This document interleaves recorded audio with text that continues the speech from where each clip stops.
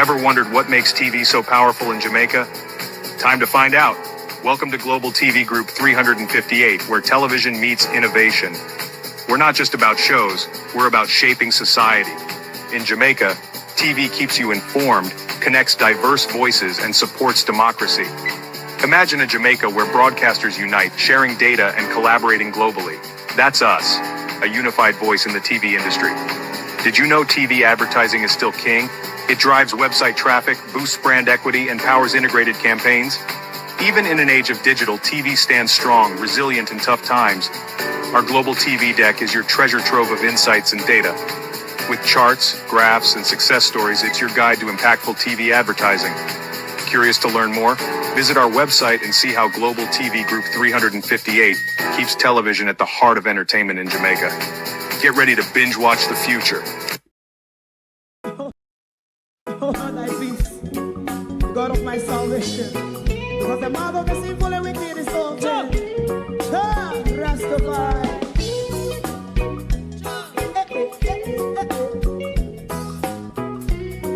Come with I. Rastaman throw one stone, and it pick a bad feeling to all wicked men. That's a people day. Make him a throw one stone, and it bring a bad feeling to all wicked men. Only when man like Marcus Garvey speak, wicked men would I hear. Hear not hear. Instead of that, they only sit aside and rub and cheat, and not press the poor. Make up what I seen him.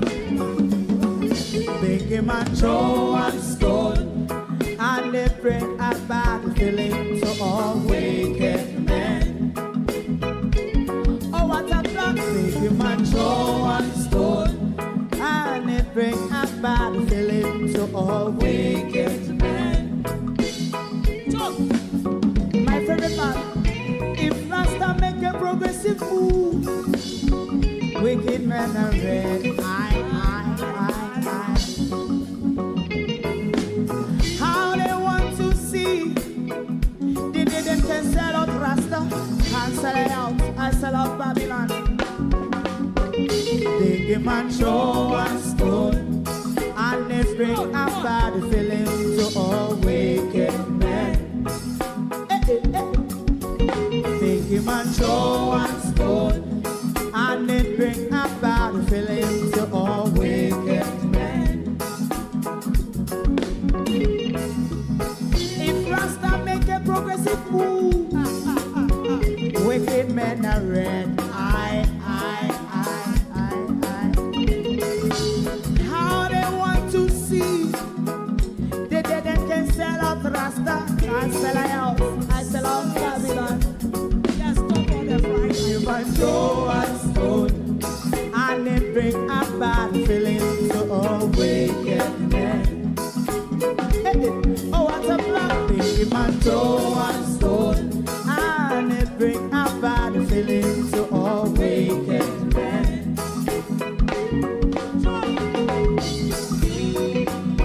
You have eyes to see, let him see.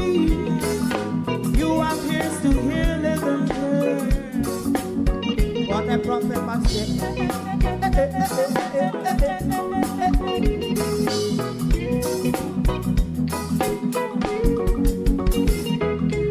President Mandela was in prison for 20 odd years. And he leave from the prison and take the seat of the president. Stone one. Big him and throw one stone, and it bring a bad feeling to all wicked men. Oh, what's a black? Big him and throw one stone, and it bring a bad feeling to all wicked men. Rastaman throw one stone, and it bring a bad feeling to all wicked men.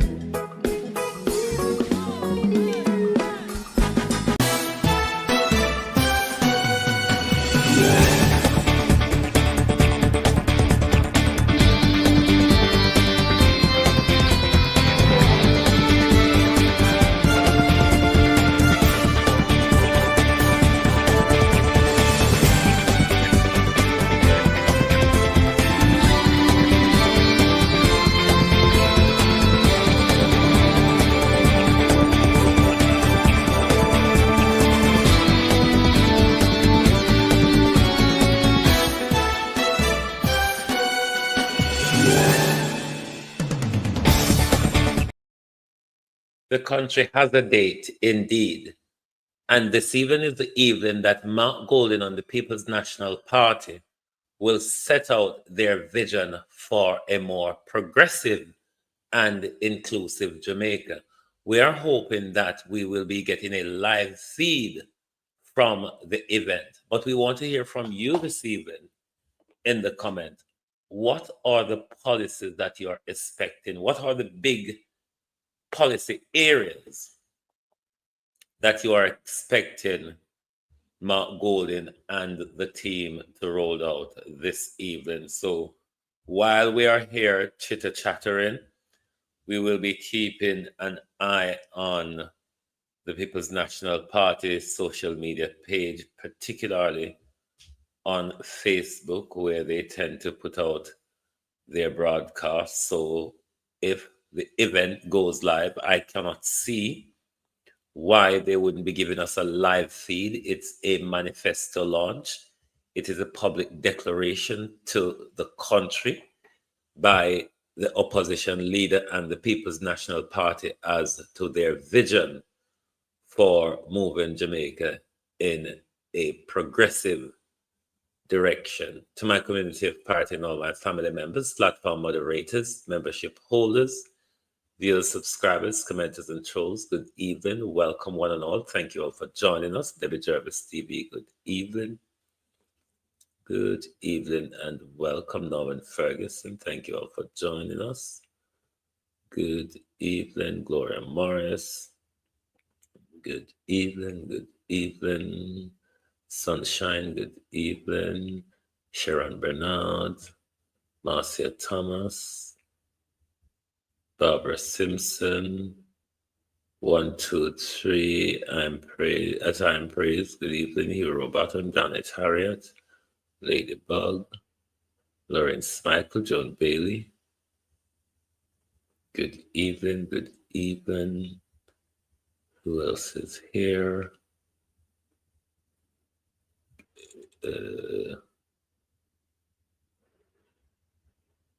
Carlene Richards, good evening. Willie Dunn, Marcia Essay, good evening. Good evening. Who else is here? Sophia Hall. Good evening, good evening. Granville Douglas, good evening. Good evening. Who else is there here? Opal Watson, good evening. Good evening. Good evening, everyone who is on the tick here. Good evening, Taylor G. Good evening, Nice Girl. Positive, Seymour. 8512, Dion, Winston, John, Barbara, Paisley, Lem, User 79, Jeff O'Don, Junior, Letitia. Good evening. Good evening and welcome, Raymond G. Wagwan, bro. Campbell Wagwan. We are hoping and we will be continuing to monitor if the social media handles of the People's National Party will go live when they are ready to present their manifesto to the country. But as for you this evening, what are you hoping? What are the policies that you are looking for? What are you looking for in the area of education, in the area of healthcare, your infrastructure, what are you expecting from Mount Golden and the People's National Party this evening? I cannot see why we shouldn't have a link when they're set for 7 p.m. Jamaica time. So I'm hoping by then, or coming up to that time, Lynette Jenkins, we'll have a link put out, because it's their public declaration to the electorates this evening. So of course they would want to reach to as much of the electorate as they possibly can on it. Palmer, helping Mount Golden will improve education sector and housing policy, as he spoke about. Anyone else? What are you expecting from Mount Golden and the People's National Party? Here with me. What are you expecting from Mount Golden and the People's National Party? What policy areas matter to you? What are the issues that plagues you, your life, your constituency, your country? What are the major changes that you would like to see Mount Golden bring forward, particularly on the social justice front of things? Evan Riley, good evening.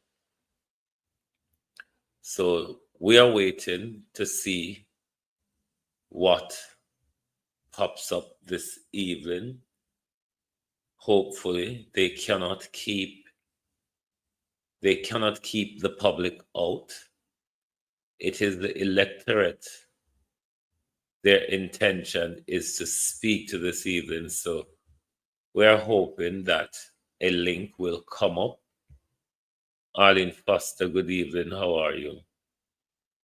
We're hoping that a link will come up soon and we can get to hear for ourselves how Mount Golden and his team plan to rebuild Jamaica and to put our country administrative framework back on track, because as we are aware that when it comes to majority of the systems of governance, Andrew Holness has taken control of them and bring them to their demise. I want a total revamp and total upgrade of our healthcare system, better healthcare and better education, a special fund for the less fortunate and the elder, especially those that live alone and have no help.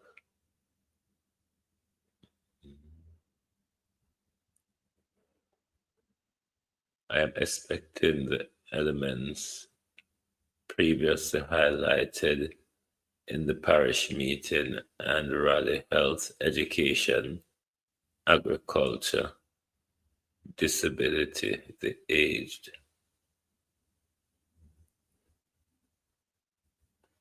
I think they need to go back to whom can pay must pay at the hospital, because sometime we used to go to the hospital and get some medication, but that's just me. I would rather the People's National Party, as someone suggested, was it to call us the other day, that the People's National Party should create a national health fund. statutory deduction from our salary, just as they're doing with NHT at the moment. And that money would go into the health care, and then Jamaicans would be able to access health care at the point of need without thinking about paying any money. This is the social system that the healthcare in the UK is based on. A policy like that will be a major improvement, something that money funds the healthcare, and without a corrupt government, that money from the public, that can really upgrade the healthcare and bring in a lot of the services that we lack, such as the diagnostic and all of that. So I would love for them to think broader on that line, that we know that the healthcare have constant funding. Why Andrew bring up him mother to do save him in halfway tree? It's just optics, Simone Beckford. It's just optics. You know, Andrew loved to play optics and gimmicks and all of that. And it's just one of them. Those are what you call playing on the people's emotion. It is the Prime Minister's intention to play on the people's emotion that he's a human being, he's a family person, he's a caring person, and all that. It's just the Prime Minister's usual optics. Mr. G, what I want to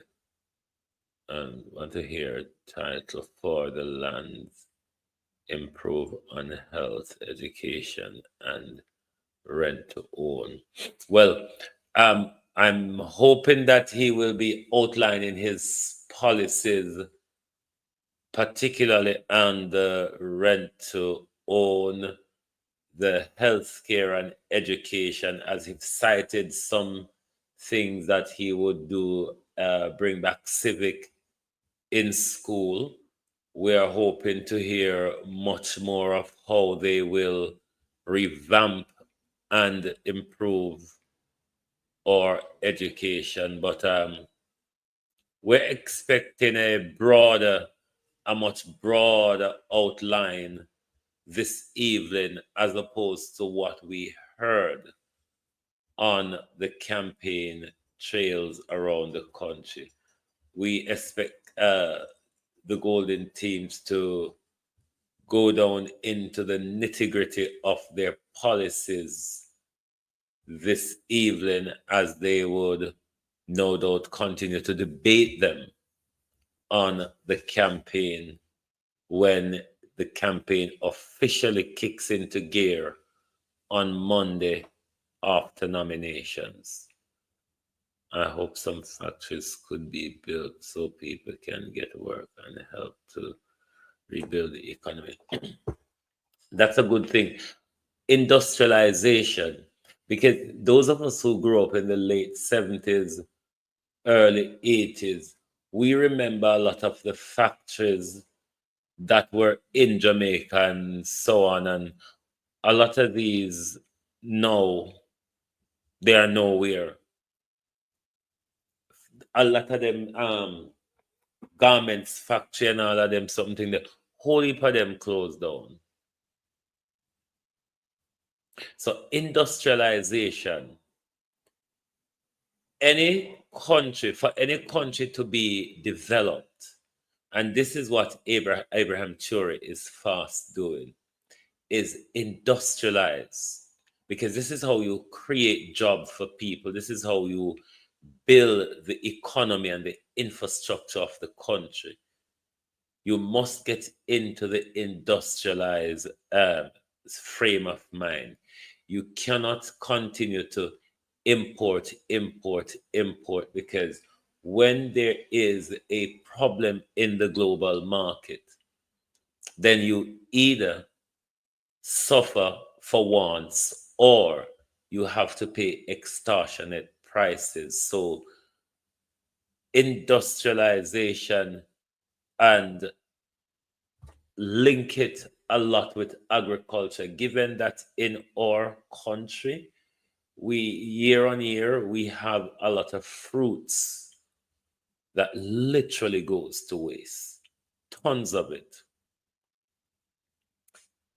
Industrialization can have ways of processing these fruits, whether be in a dry form or in a tin form, and we eventually make more money out of things that really goes to waste around us on a year-to-year basis. So industrialization is a thing, is a direction where we need to go as a country if we're to develop. We're not going to develop without we industrialize. We cannot depend on imports to go forward.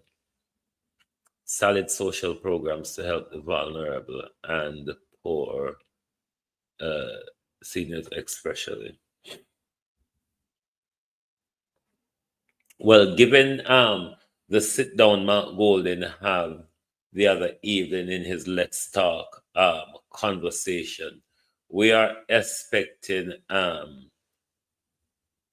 legislative and administrative shakeup when it comes to how members of the challenged community get access to government fund and how much they can cut down bureaucracies in order for people to have quicker access.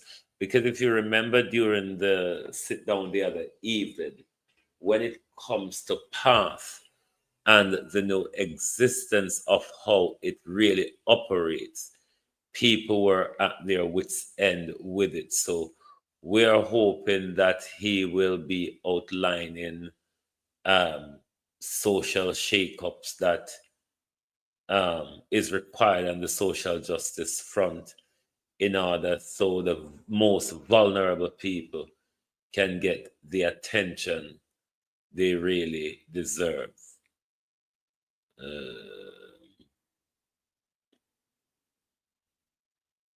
Let me see. I'd like maybe to review the pension plan, prepare and persons who have done 34 years in the classroom at this time should get their full pension. I hope that is one of the areas of social justice Mark Golden will be able to look at. And the education body like the JT, the Jamaica Teachers Association, and all that, these are some of the policy ideas that such organization must put forward also to Mr. Golden, how in all the, because Mark Golden and his team will have to continue the pay review that's been dangled and dwindled all over the place. So a part of that pay review is to look at after employment protection, which this is where the social pension comes in. So we are hoping, Julie, Miss Mango, how you do? Long time. We are hoping that the People's National Party will be laying out quite a broad policy argument tonight, as well as tell the people how they plan to fund, which they plan to implement in the next 5 years. But I'm sure they're going to have a live link. They can't leave us hanging. They can, Ladybug, they can steal from the People's National Party manifesto because it's kind of what JLP does. But one thing to be sure, the people will know that this is a government without ideas at all. Because if they have to go sit down and wait, let me tell you how much of a back foot it is for this government. Dr. Campbell announced the election date on Saturday. The Prime Minister came out on Sunday night admitting to Dr. Campbell's declaration. Now, an incumbent government after 9 years should have no problem in releasing its manifesto. What confuses me with Andrew Holness is, why did you release a document, a pamphlet of achievement? Why didn't you release a wait until or publish your manifesto if you have one? Because your pamphlet of achievement, if you have achievements, what they could do is tied into your manifesto. Present all the things that you have done and achieved to the nation. And then you could make a pledge further on in the manifesto, continuing to continue doing X or Y or whatever new you're bringing forward. But to see that the People's National Party have to declare the election date, the People's National Party, the opposition, put out their manifesto before the government, then for me, it's a government continuously on the back foot. Now, if they're sitting down waiting to steal out of the People's National Party manifesto, it would be too bad because the nation is going to hear the People's National Party manifesto. And if them pick out anything and tweak and twine it, we're going to know where it come from. And then it won't help them because the nation would have already seen that this government has no idea. Because if them have any idea at all, there would be no reasons. There would be no reason for them to sit down and wait until the People's National Party publish their manifesto. Then they come crawling behind, picking and chopping bits of it to present to the people. That really will not work for them. I'm confused as to whether the government is going to even have a manifesto. It is possible that the government could use what they already publish as their achievement document, because given that the Prime Minister has failed on all the promises made in 2015 and 2020, he cannot come with a manifesto, because a manifesto is basically a promise. A manifesto is a promise or a pledge, whichever one you want to call it. And because he has failed so miserably on his 2015 and 2020 promises, he's having a struggle to come back with more promises again. This is the big struggle he's having. That's what his intention would have. That's the intention the Prime Minister have, to come back with more promises and to blame the People's National Party for his failures of the last 9 years. But social media is so hot on the Prime Minister's heel to the point where the Prime Minister is having it very difficult to conjure up a lie to tell even labor rights. The Prime Minister is having a warm time in conjuring up lies, telling labor rights, because as a sitting government, and if you've achieved all of what you say you've achieved, you should have no problem in putting out your manifesto. Absolutely no problem, because that is what you're using to speak to the electorate. But the People's National Party declare the election date before you, and they publish their manifesto before you. This is a government on the back foot. The question is, will there be a manifesto from the government, or will we just have to work with the pamphlet?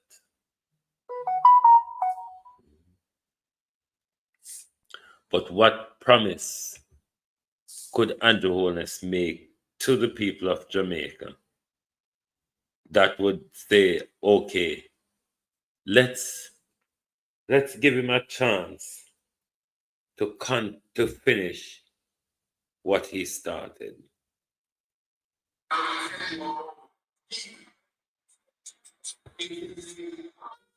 Let's give him a chance to complete what he started. You can't identify. They themselves cannot identify what they've started. So the Prime Minister is having many problems facing the nation. Many problems facing the nation. Because the Prime Minister knows that he has failed on all or a lot of the things he promised. And this is his biggest problem. This was his problem calling the election.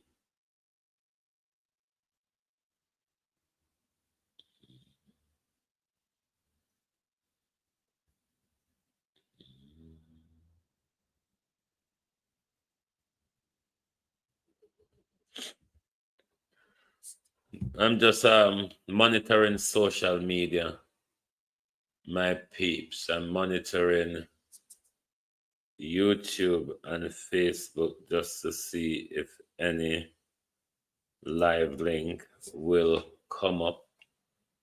I think I have a little. Hold on, let me see. Should have a little clip of Isaac Buchanan.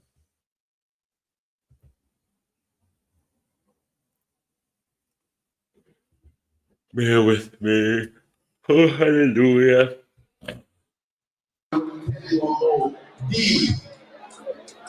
It is the digital education economy program.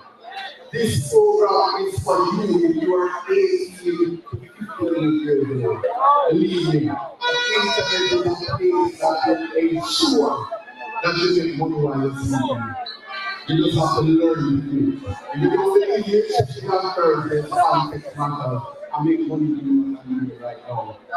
And your TikTok is on, you make your money time to TikTok. But I don't want you to be afraid of technology, which is why when I came before my concern, I started and completed 3,250 copies to your children.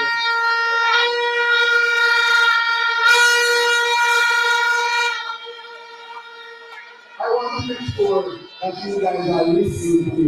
What is the program name? What? D. So what about D now? All we need is 12 weeks of your time. What a teach you, what a change each other's life. You look how much in 12 weeks.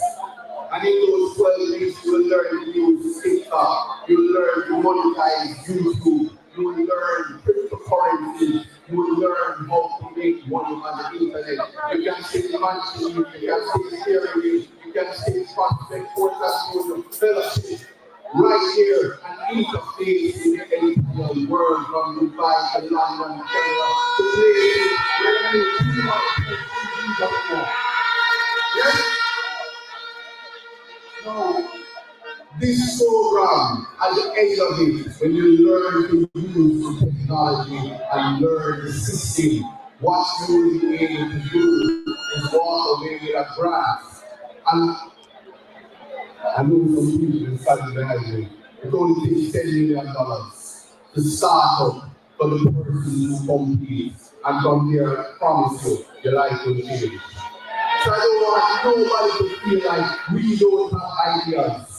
Because the ideas that we are bringing is going to change our lives and end poverty. We don't want to come into constituency office begging to apply and begging to do. We want you to be able to have financial independence and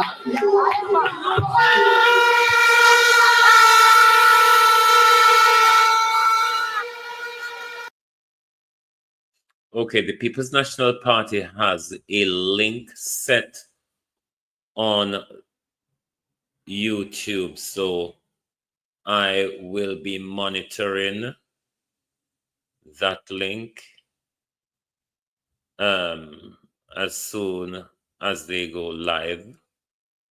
We will bring it to you. Let me find their link, but they do have a link set. Here it is. We continue to monitor this link.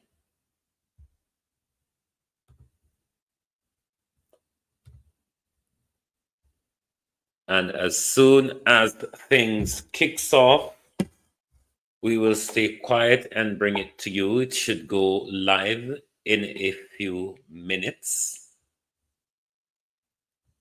It should really go live in a few minutes. So we will keep a watchful eye and see how things pan out tonight. But we're expecting some big policy argument tonight. I'm constantly looking at these current administration policies, and quite frankly, I cannot see where any of the current policies would be carried forward by the Golden administration.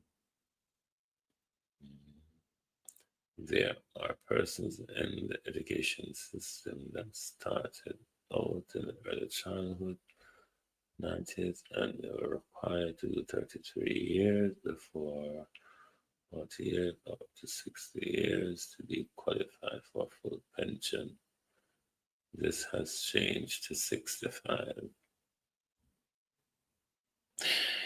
I notice in a lot of countries, they keep pushing the pension age up because we're living a bit longer and they don't generally want to pay pension for more than 10 years. So Jamaica, like other countries, are constantly pushing up the pension age because, you know, it's about making sure you don't pay too much people for too long.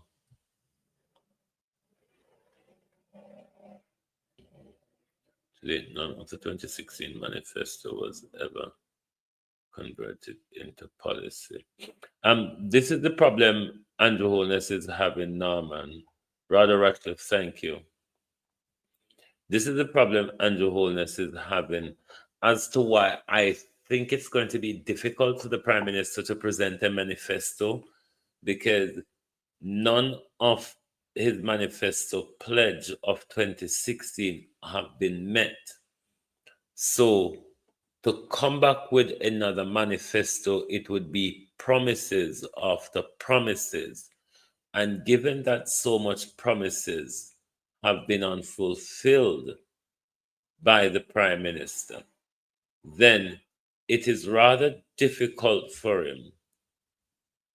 It is very difficult for him to come back with more promises. And I think that is creating a lot of problem for the Prime Minister.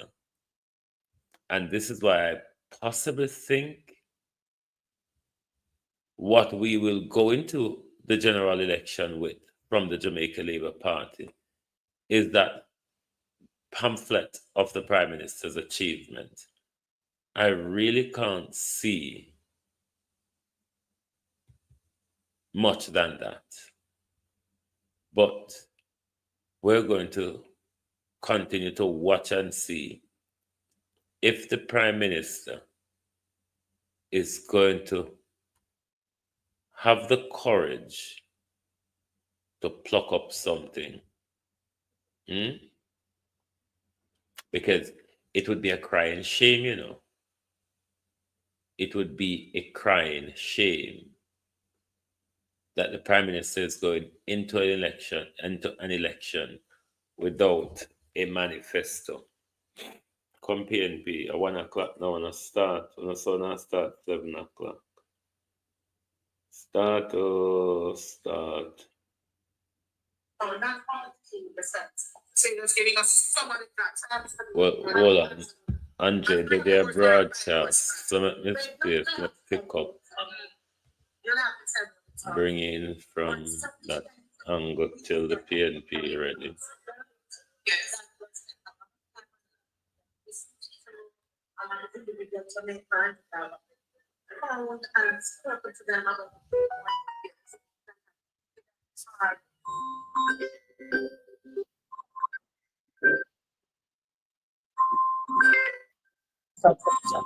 Will the bread and butter issues be discussed in this manifesto? You know, we were talking about one of the major issues, Yes. about education, People are about hungry. quality of life, absolutely. Yeah, and those are some of the things that we're talking about. It's about our Energy. teachers, yes, it's about energy, it's about our teachers, it's about our seniors, Yes. it's about our children with disabilities, it is about being inclusive, and it's about creating a Jamaica for every single one of us, not just our. But not the just People's our- National Party has taken a strong approach for persons with disabilities. And recently we now hear from the government talking about persons with disabilities. You know, What you want to say about it? I am extremely pleased that we have forced the government, Yes. after almost 10 years, to begin to speak A conversation persons with disabilities. though that they are seen and they have been spoken about. What we will do is to make sure our policies make life better for them and for their families. Well, Jamaica, this is the chairwoman of the People's National Party. She'll be on center stage in short order for what is to come. It's called Jamaica Love. Thank you, Angela Brown. Thank you so much. And I'm asking Jamaicans, tune in. Yes. This is about your Jamaica, our Jamaica. It's about our future. Our Jamaica, our Jamaica, our future. Our Jamaica, our future. I see, just a second. I am seeing Jamaica. I am seeing the general who called the general election. The general who called the general election. Just a moment. We're seeing the general who called the general election stepping into the space and the place.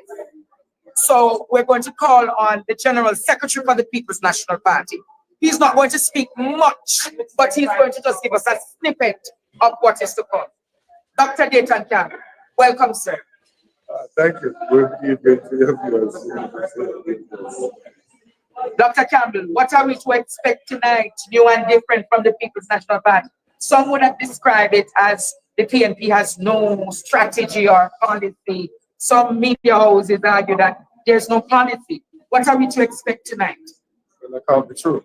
We have outlined several policies. Some of them are even involved in the government. Yes.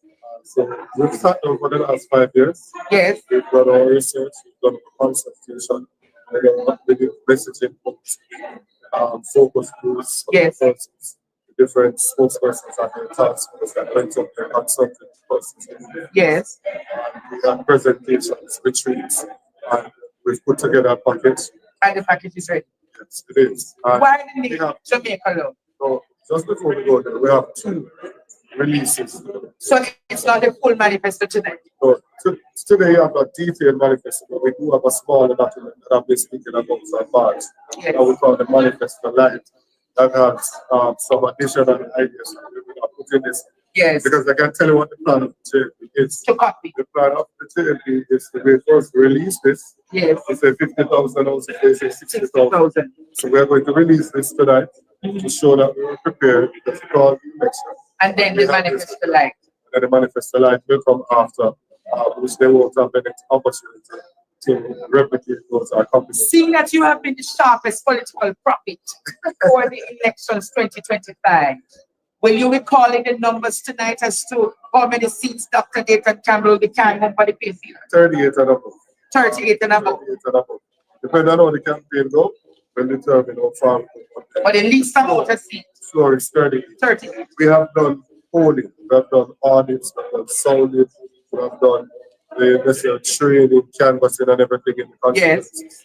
And we're comfortable that we'll be able to win 38. Comfortable does not mean complacent. Complacent. So it doesn't mean that we're not resting on our laurels. We're going out there to execute, but we think we should be able to win 38 and above. Well, Jamaica, 38 and above is what Dr. Dayton Campbell says tonight. I am saying 43. Possibly we could reach up to 47, but 38 and above. We're going to take a quick break, and when we come back, we're going to be showcasing some of what is happening tonight here at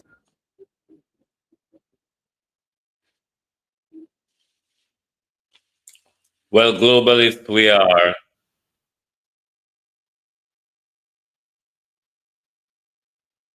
Hold on.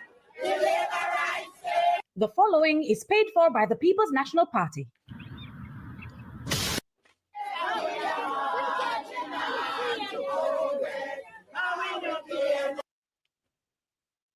We're still waiting for the People's National Party for their page to go live as well. They are not quite ready yet, but we will make sure we monitor what is going on and anything we can bring to you before Mark Golden and his team takes the stage. We certainly will do so. This. We'll use legislation if necessary to secure beach access rights for our people. We'll work closely with the tourism interests and investors to secure a harmonious solution that's a win-win for everyone. But the principle is that the interests of the people must always come first. Our beaches are part of our natural ecological heritage. All our Jamaican people must be able to enjoy our beaches. And the next PNP administration will make sure that this is so.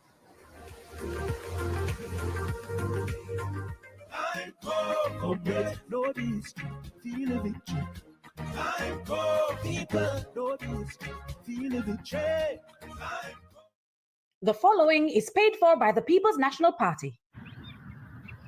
In every constituency, on every issue, the People's National Party has assembled the strongest, most diverse slate of candidates in a generation. From doctors ready to heal I'm our sure it broken shouldn't be health too system, long now, given that their start time is planned for legal 7 p.m. They should be getting on their way soon. Some of the big necks of the PNP are already in the house, like Angela Brownberg, Dayton Campbell, and no doubt many others. So we expect them to get on the way anytime soon. But from which whatever channel the broadcast goes out, we certainly will bring it to you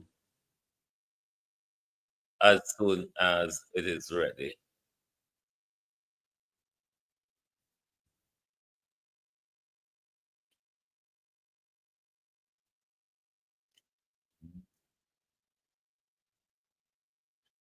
I don't know. So, These you salaries don't want me to share with the public. put parliamentarians and ministers in Jamaica higher than any other which is why country in the Caribbean trying to region. stop me from sharing. No, I'm not.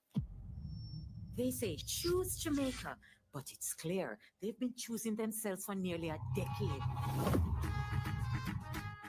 The PNP believes in a fair deal for our public sector workers. Let me see if anything is going on the PNP Facebook page, because they tend to be over there more than anywhere else. Let me see.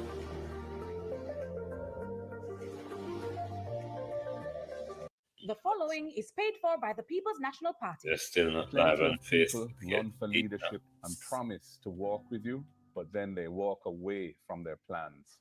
But how many would sit with you, really sit with you? You should never have to choose between your education and your future. The first in your family accepted in college or university will get a full scholarship because you matter. Student loan repayments will be capped at a percentage of what you actually earn. Okay. You won't have to pay a cent unless you're employed. This election is not just about change, it's about your future, your family. It's about you. They had 10 years to choose you, and they chose themselves. You deserve a better life. Jamaica, time come, and that time is now. The proceeding was paid for by the People's National Party.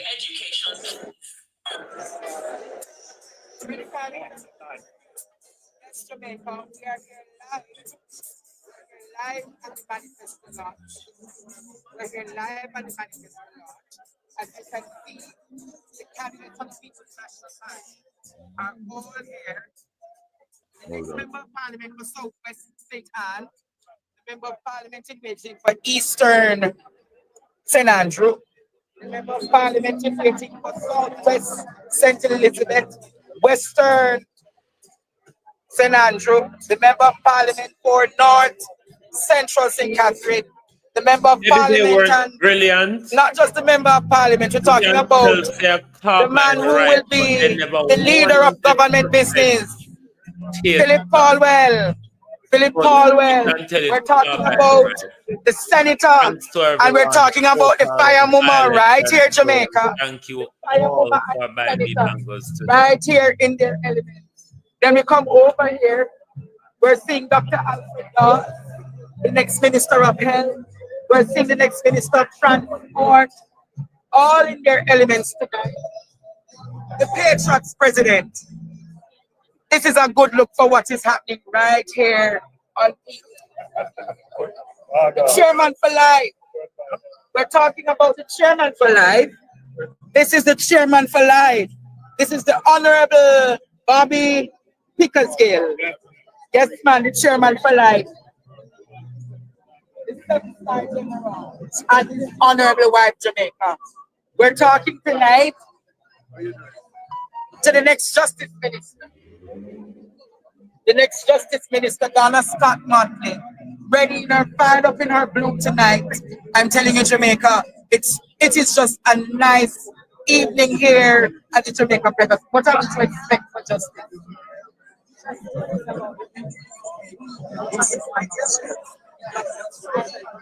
Yeah. Yeah. Oh, you're not hearing me? As long as I hear the session. Accessible to all. Jamaica, this is Donna Scott Motley, the next Justice Minister in the Mark Jefferson Bowling administration. The SOE, will it be something that you'll be using as a... Yes. Yeah, the PNP page is live now. Yes. The PNP page is live now, so when the PNP start to present the manifesto, we will come over Do not expect any state of emergency page. as a mechanism. Crime plan I'm here. for crime. Live. You hear this? I see you. We won't need to resort to state of Okay. emergencies. That's the word from our next Justice Minister. Jamaica, she's radiant in her blue. She's just radiant in look here. Very sharp, very focused. This suit is cut to fit Jamaica. I'm telling you, she's ready. This woman is ready for justice. And we are ready to make her accountable to the people of Jamaica for justice.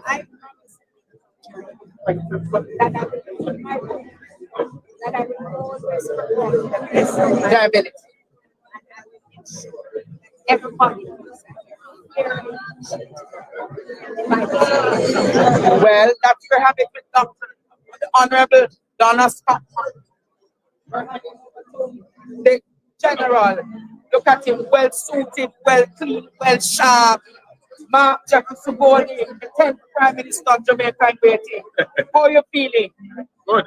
You know, it's a good day. We've been working towards this for some time, and we're looking forward to hopefully having a chance to see the full breadth of what we're intending to deliver in our first term of office.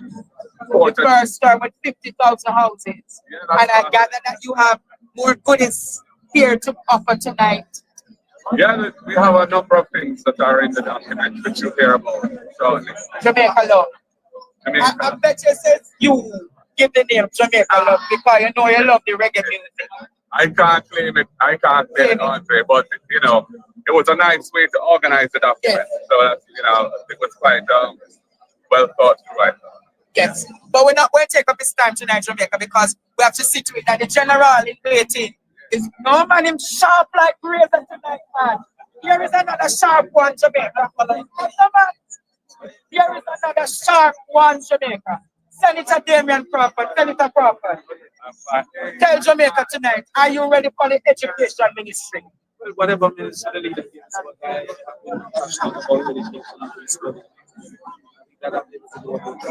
You're ready. You're ready. Wow, you're ready. I will leave it at that. We'll have a further discussion with him tonight, Jamaica. But until then, him ready. Him ready. Him ready. Who is this in the building? Who is this in the building? Donna Scott is protege. In training. We're here in Jamaica. Yes, sir. Isaac Buchanan, the next member of parliament for Eastern Portland or Portland Eastern. Isaac, what you want to tell the people of Jamaica tonight? Big up partner, Draw TV. Big up. Guess what? You're going to see the manifesto. We're going to scan it. We're going to know all about it. And then we're going to try to copy it, even if they don't understand it. So, mighty God, they're going to try to copy it, even though they don't understand it. As you can see, Jamaica, it is all set. It is all set with. Come here, Senator Gabby. Come here a second, Senator Gabby. Come here, Senator Gabby. Oh, Lord. Oh, Minister of Information. You have to come over here a second. Come over here a second. We have to look at these two first time. And are you ladies ready for the soul? I'm ready, Lord. Oh, it's ready. On the fire up. The people are ready. The people are ready. And I'm saying, yes, I'm excited. Yes, we are excited to support the mind schooling administration. Yes.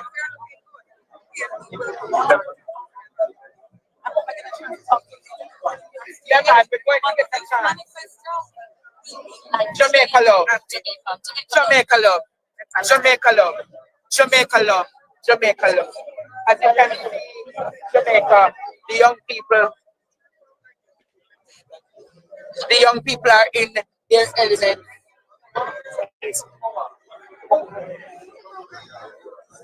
Now we have state and parliament.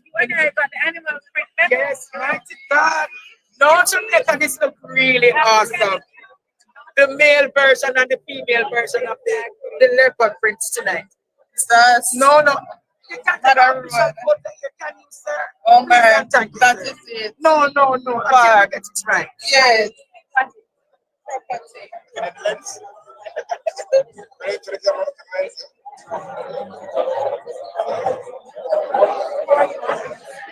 Thank you. Yummy. So she said, smell yummy. That means that I really taste good like food. Senator 9. My apology. My apology. But you know, because your father has worked so hard in the Senate over there. I see you have one man as their stoplight all the time and it's no food. What more we expect? From him or from you? From you? From him, I have no idea. I saw your manifesto being launched over the years. What is the high point of your manifesto? I want to say it's community engagement. Yes. Because that's the thread that runs right in the manifesto. You know, in my manifesto, I'm speaking to you. I'm speaking to the elderly, I'm speaking to people who work, I'm speaking to everybody. Yes. But it's community engagement, engaging people, meeting them where they are and yes. Them where they are. Community engagement. Yeah. It's a part of your main point. It is. Because what it means, I live in the constituency that I want to represent. I already what I'm seeing is that we need more secure, connected communities, you know, and more engagement. We have high rises going up, yes, and we have developers getting a bad name unfairly because there's not dialogue to make consensus. Sure. Yeah, what I've been saying is that we have want harmony instead of harm. And so I want to engage people. I love the children, and so education and training. Yes. Engaging with people. It's all about people. All about we are the people's national party. All about and we are all about people. We're not just looking at people as votes. Yes. We're not trying to buy votes with black tank and bread and promises of things that we can't do, like water and roads. And road. That's not like where goes with that. You're not voting for that. That is a given. That's a given. Talking about what happens after that. That's the platform on which we build. My opponent has been there for 28 years and does not have a legacy. Right, God. I've been telling the people, give me one term. Just one I don't need 6 terms. Just one term. Give me one. And if I do well 14 again, give me just another. One. And another, but give me one. Just give you one term. Give me one first. Well, Jamaica, that is all she's asking for. Just one term. Just one term. One term, and then the one term, term 2, term 3, and 3 term. Yes, Jamaica. But thank you, Stacey Knight. And we will talk again very soon. Jamaica, look who we have found. We have found Jamaica, the former ambassador to the United Kingdom. Ambassador. Yes, Andre, how are you? Time code. Of course. Time code. Of course. Why do you think that is the time code? When you see people like Aluna Samba on the front page of the electoral process, you know that the People's National Party is oiled and ready. Ambassador. Yes. Yes. But you can. So what you want to tell the people of Jamaica tonight? Make sure that on September the 3rd, yes, you go out and put your square side the head. Time code. Time more than come. Time code. All right, Ambassador. This one of my put on them, you know. But Jamaica, we're walking around and we're seeing the elements of the amount of people who are here tonight. It's a lot. They have the foreigners here, right? The different diplomats across the world are here tonight. There's a full house. There's a full Fraser Bates. Great Senator Fraser Bates. Time comes. And you're telling the people that the environment takes precedence in a field that government. Time comes for the protection and the preservation of the environment. And the People's National Party will be consistent to ensure that we have development and protect the environment. It's the state of the development. So no more spills in the Rio Grande and no consequences for this. there are going to be consequences when they're spilled. Yes. Here in Jamaica, we're talking about the environment. I'm sure to take precedence tonight in our manifesto launch. Jamaica love, Jamaica love. Beach access is another big point. Yes. Right. Right. Have provisions in the law and we're required to ensure that the law is amended to grant greater access for all of stakeholders to ensure that each access is available to all Jamaica. Well, Jamaica, that is Senator Sophia Fraser-Bint. We're now going to start as we're going to center stage where national anthem will be sung.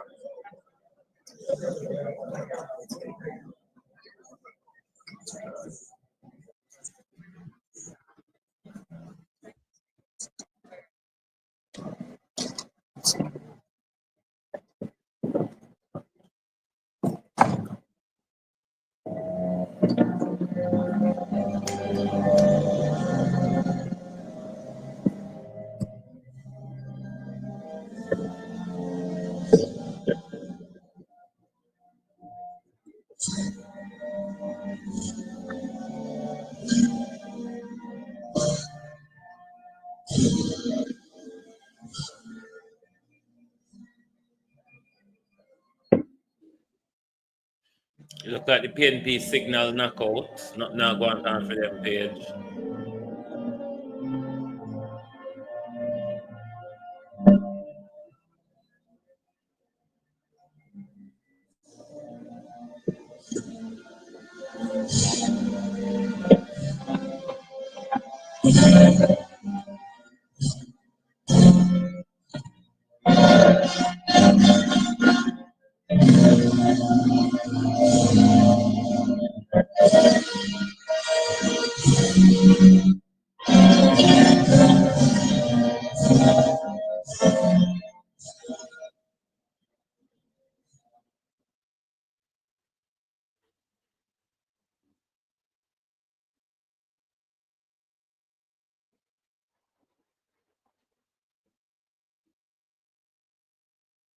Can you believe the PNP?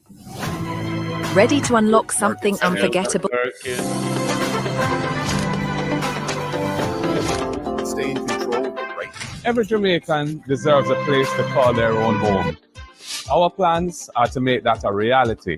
We don't bulldoze people's homes, we build them.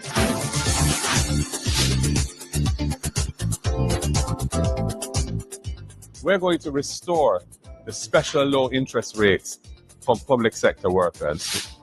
We're going to introduce a 3-month moratorium period after you buy the house, so you have some time to furnish it and do little fixing up before you have to start making your mortgage payments.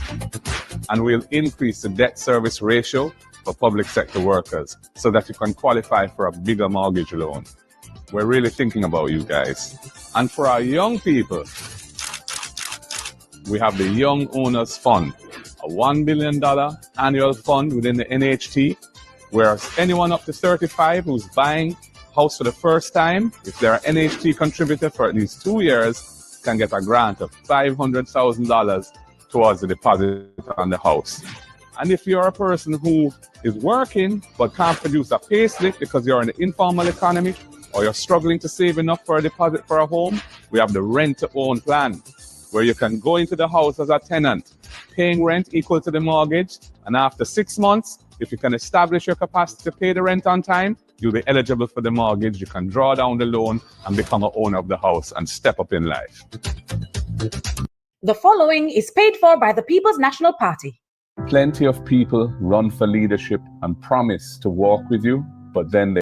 Now, as an MP candidate for South St. James and the Deputy General Secretary of the People's National Party, she brings energy, clarity, and an unshakable belief in the power of communication. Ladies and gentlemen, please join me in welcoming to the stage the Queen of the South, Nikisha Burchell. Queen of the South, Nikisha Burchell. Okay, Debbie, thank you.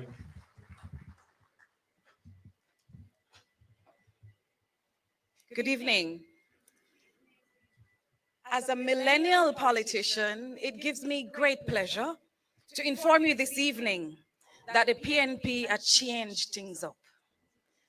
This manifesto in 2025 will be available to you on all the streaming platforms available. Our party leader will tell you about it.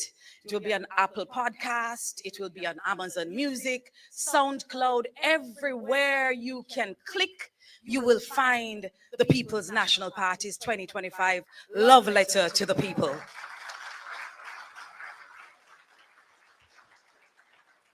And this year, the manifesto is also available in our native tongue in the Jamaican patois. You want to hear a little bit of it? Give me a little something. We're going to take out all of the stumbling block them we're in the Turn it up a little bit. The rural initiative to deliver it. We're going to take out all of the stumbling block them we're in the Pitney School. The rural initiative to deliver education, ride, I go pay part of the bus fare for primary and high school picnic. We live in an area them where JUTC bus no run. 20,000 picnic, I go get up to $10,000 a month time based on how much them need. Through the program, ensuring adequate sustenance to education is every primary and high school picnic when I have it, I go get at least one plate of cooked food for eat at a time. Yeah, that is our Jamaican patois.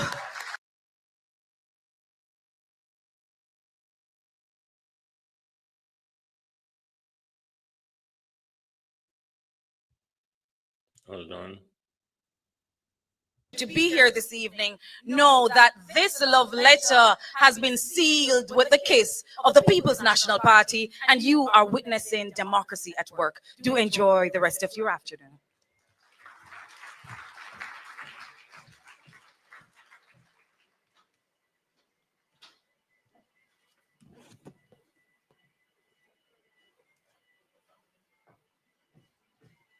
Globalist, on don't cost me. Ladies and gentlemen, give it up one more time for one of our Deputy General Secretaries. And as we love to say, the Queen of the South, Ms. Nikisha Burchell. Now, as you have heard very clearly, this manifesto is meant for the people. And so we've allowed it to be available in diverse options. So you're going to be able to download it from Apple Podcasts, from Spotify, and or patois version is going to be circulated on WhatsApp. It is accessible. And one of the ways that we answer the questions that people have about how we will break it down is by allowing that to be accessible in the language that we speak every day. The love for Jamaica must also mean a love for all things Jamaican, including our language. Job well done to the team that has been coordinating up to this very moment to ensure that we have our plans ready and available for the people.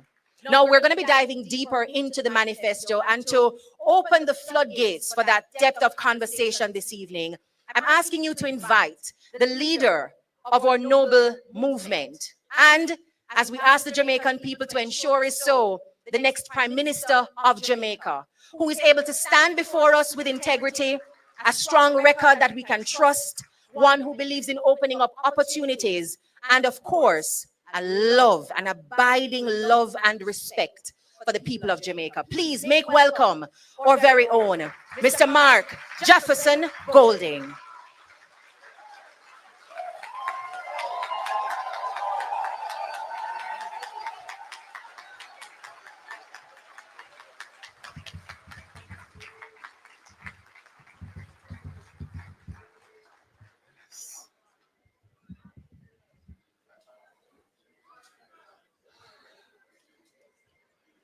Ladies and gentlemen, comrades and friends,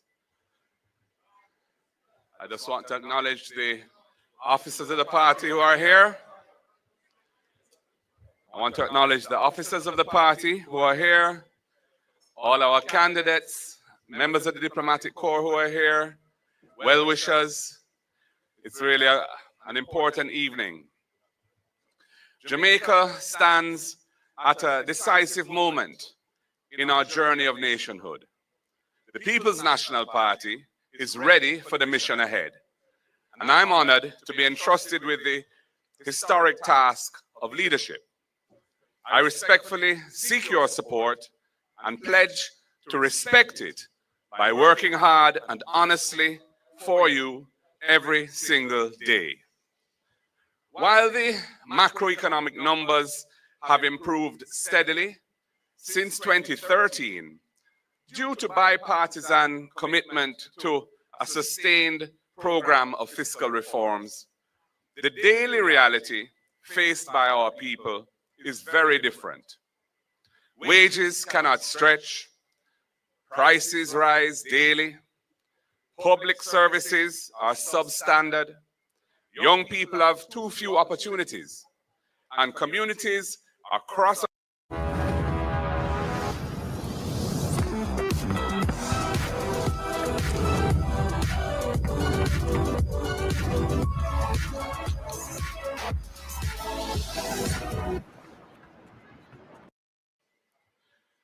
we understand both the progress and the pain because we have walked this road with you.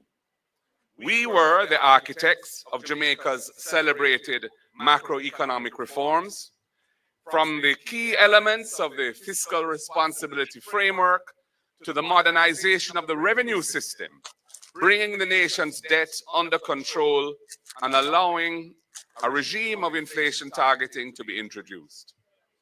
Prior to all that, our party initiated the fundamental social reforms that decolonized Jamaican society and created lasting programs like PATH for our most vulnerable, the National Health Fund to support affordable health care, and JADEP for our seniors, which is a drug for the elderly program. We built institutions like the National Housing Trust and the Jamaican Urban Transit Company, and modern infrastructure like the major highways, expanded seaports and airports, and enabled investments in modern telecommunications and the transition to renewable energy through entities like Wigton Wind Farm and the large solar projects that were initiated under our watch. But the benefits of national development have not reached far enough. Interior roads in every parish are in a deplorable condition. Many communities do not have access to water in people's homes. Urban blight and decay plague our cities, while rural Jamaica has been left behind. Farm roads are often impassable. Irrigation is inadequate and outdated, and our farmers lack the tools, machinery, and support systems to produce and to prosper.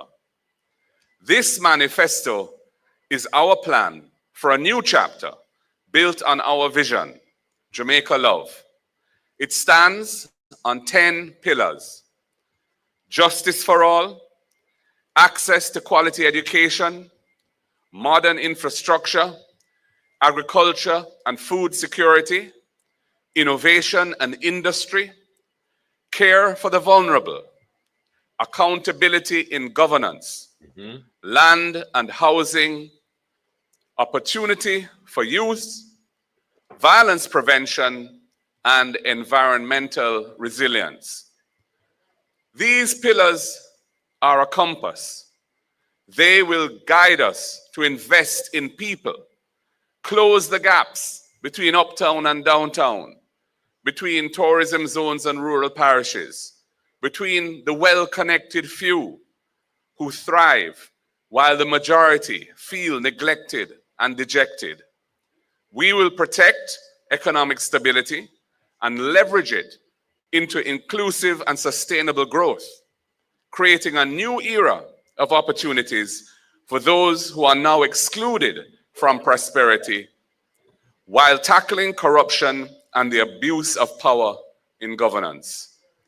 Jamaica,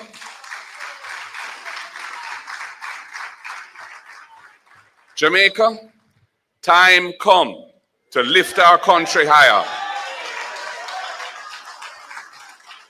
Time come to lift our country higher and build a future that belongs to all of us. Let us take this journey together. Thank you.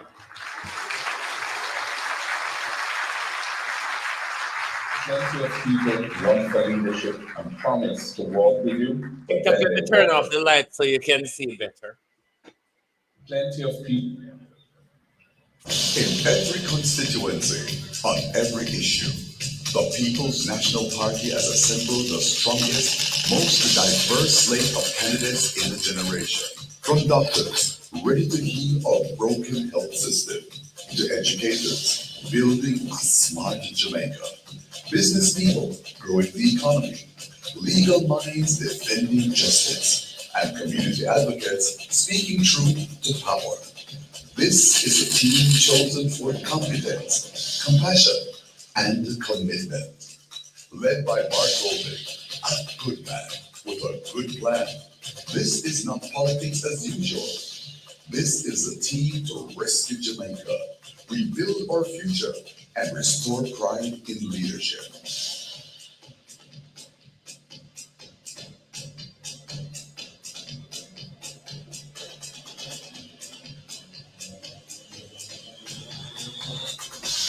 Jamaica, time call. In every constituency, on every issue. Tell the truth. This look and feel like politics as usual? No, this is not politics as usual, ladies and gentlemen. And it is reflected in the vision broken down in our Jamaica Love plan. We know that we have a leader who cares, who understands the intricacies and the intimacies of the Jamaican realities. And from his track record as a legislator, we know that he can build the framework to fix it. And as you can see from our slate of stunning candidates, all 63, he can mobilize talent to get the job done for all of Jamaica. Thank you very much, President Golding, for setting the tone and laying the framework. And now I ask you to join me in welcoming, as we explore the first pillar of Mission Jamaica Love, justice for all. A lady who has spent her days, and I suspect nights when we can't see, preparing for her presentations in the nation's Senate. She is a voice of courage and a champion for fairness in our laws and in our society. Please, a rousing welcome for Senator Donna Scott Motley.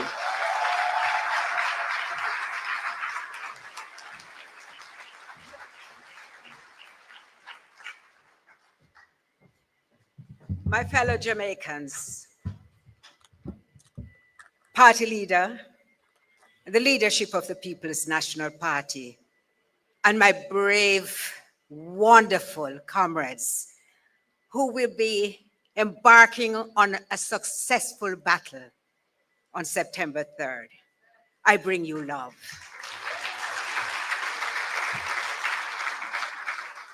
To my comrades and my friends, this mission on which we have embarked is wrapped in love, framed with good thoughts, always concerned about the well-being of the Jamaican person.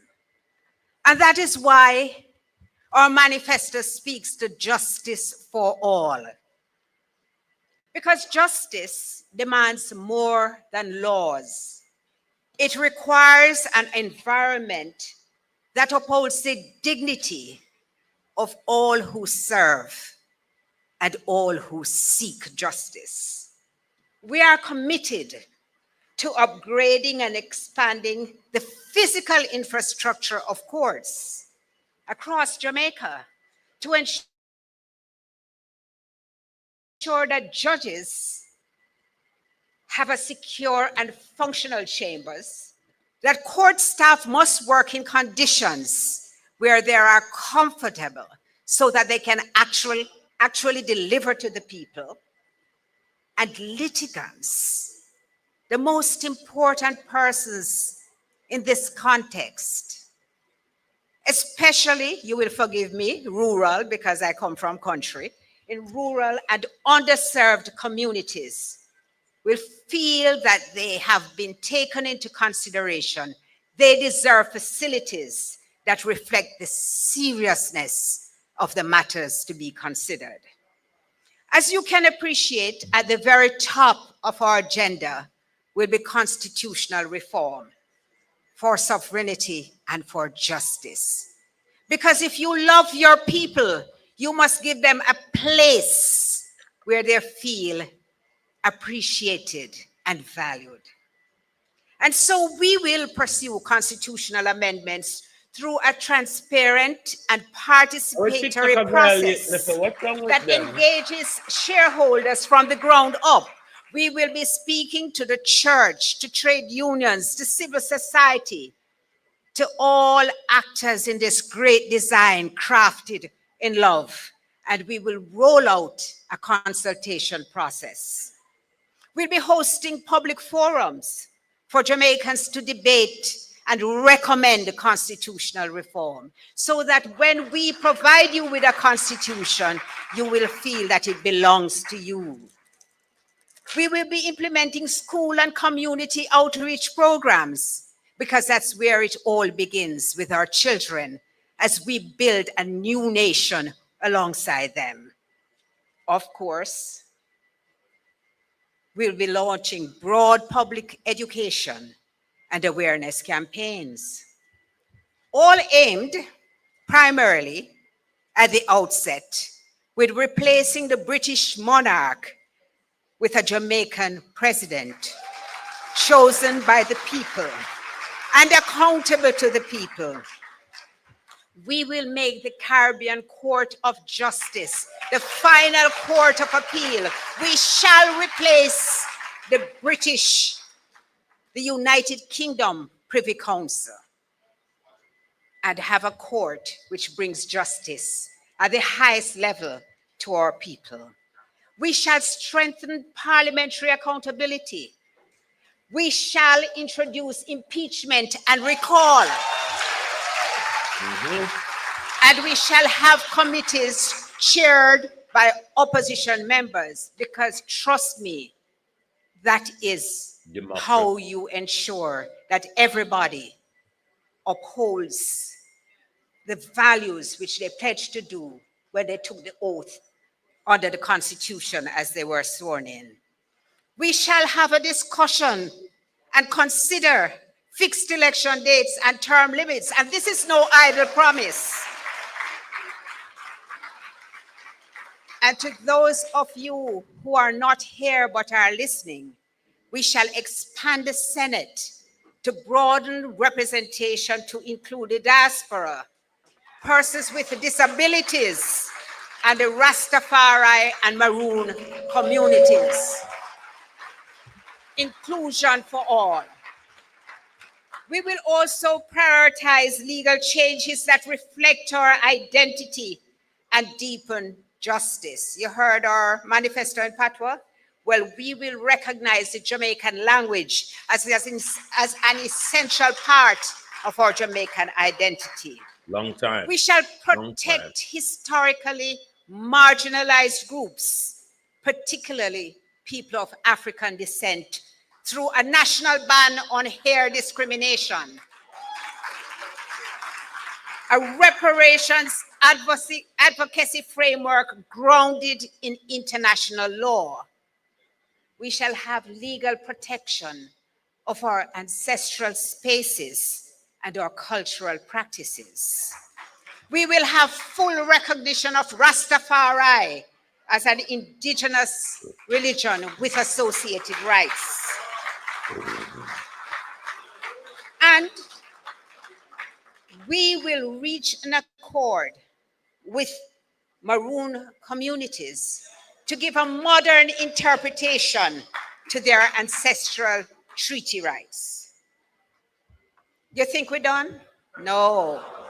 We are going to be advancing gender equity, protection of the elderly, and the rights of persons with disabilities. We will implement a progressive beach policy by reviewing the Beach Control Act. We will guarantee public access while balancing tourism and private use.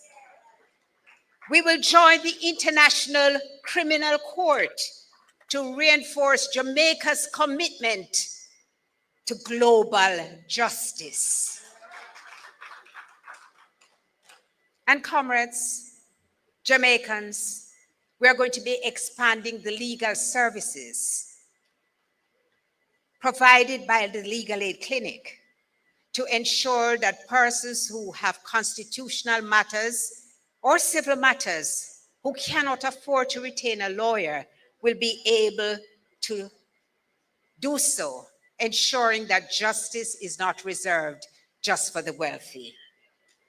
We will complete the long-promised review of the Domestic Violence Act, which was introduced under our government, and we will implement the recommendations to hold abusers accountable. We shall provide parish facilities to provide places of safety and support for victims. We will enact a basic financial services law to establish minimum services which we, the consumer, should be provided with, so that our complaints will be heard and our concerns will be taken into account by financial institutions. That too is a partnership. It's only a glimpse into our future. We have as our leader a man who passed the most legislation ever in the history of this country. And it was legislation designed to uplift the people at every time. So comrades, the word is love. We bring you love as we bring you justice for all. I like what I'm hearing from globally. But then they walk away from those are discussions we'll develop on day by day. Really sit with you. You should never have to choose between your education and your future. The first in your family accepted in college or university will get a full scholarship because you matter. Student loan repayments will be capped at a percentage of what you actually earn, and you won't be asked to pay a cent unless you're employed. This election is not just about change, it's about your future, your family. It's about you. They had 10 years to choose you, and they chose themselves. You deserve a better life. Jamaica, time come, and that time is now.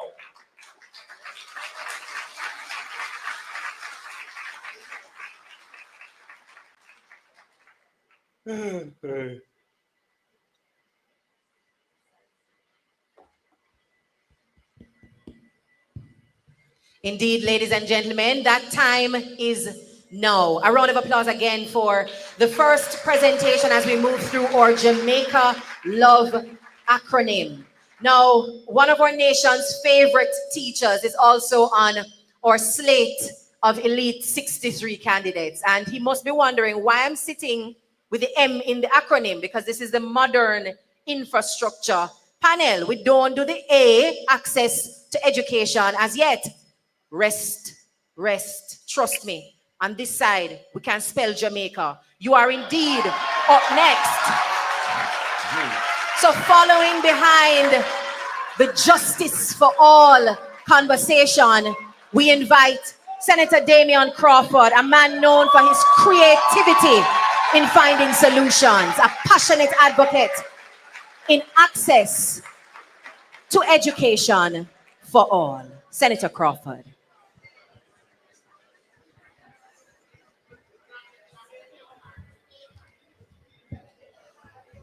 Thank you very much. I will stand on the protocols that have been observed, save and except to say a special recognition, of course, to the leader of the People's National Party, and as we hope, the next Prime Minister of Jamaica. I thank you all for attending, for your time and for your attention.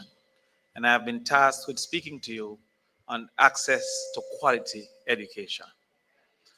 Our position for education is based, first of all, on the reality that education is in crisis. And not only is education in crisis, there is great deterioration over the last 10 years. Some of the facts that we must acknowledge is that over 11,000 children are not achieving basic mastery at the 6th grade level in mathematics. Additionally, 18% are achieving 5 subjects, including math and English. That means 82% has not achieved the basic graduating numbers that we desire. Indeed, we have also recognized that there is a concern at the absenteeism, but also at the literacy level. In the last 10 years, literacy in 2015 reduced from 84% in 2015 to 65% in 2024. The same subject, about 5 subjects including math and English, reduced from 28% in 2015 to 18% in 2024. Therefore, we acknowledge that education is in crisis. The second acknowledgement is that the mantra of education is a contract between God and man that states, first of all, that every child can learn, which God has allowed, but the second, every child must, is the duty of our government, of our teachers, and of our parents. We therefore are committed to achieving that role that humans have gained in that contract with God. Our overall objective and the ultimate aim within our lifetime is to have 1 degree per household or its equivalent in vocation, suggesting therefore level 4 of heart qualification in vocations. That, however, would need multiple tenets, multiple hurdles to be crossed for persons, first of all, to be able to attend the university, and the second of all, to be able to be successful at that level. We look at the first proposal that we have made for university, which is the first in the family scholarship. This indicates, therefore, that the first person to matriculate to university would receive, as indicated by the leader in his budget presentation, a full scholarship to the university.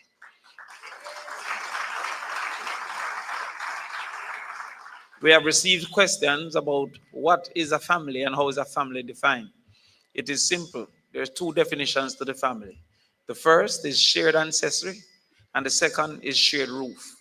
Any of which that child qualifies, that child will benefit from the first in the family scholarship. Our numbers have been calculated and reported, and it's important to indicate to students currently at the university that for the first year, our numbers considered 4 groups of university students. So not only new university students, but current university in first year will receive their second year, and current in second year will receive their third year, and equally current in third year will receive their 4th year. We also recognize that outside of those who may receive the scholarship, some are still in need of having a student loan.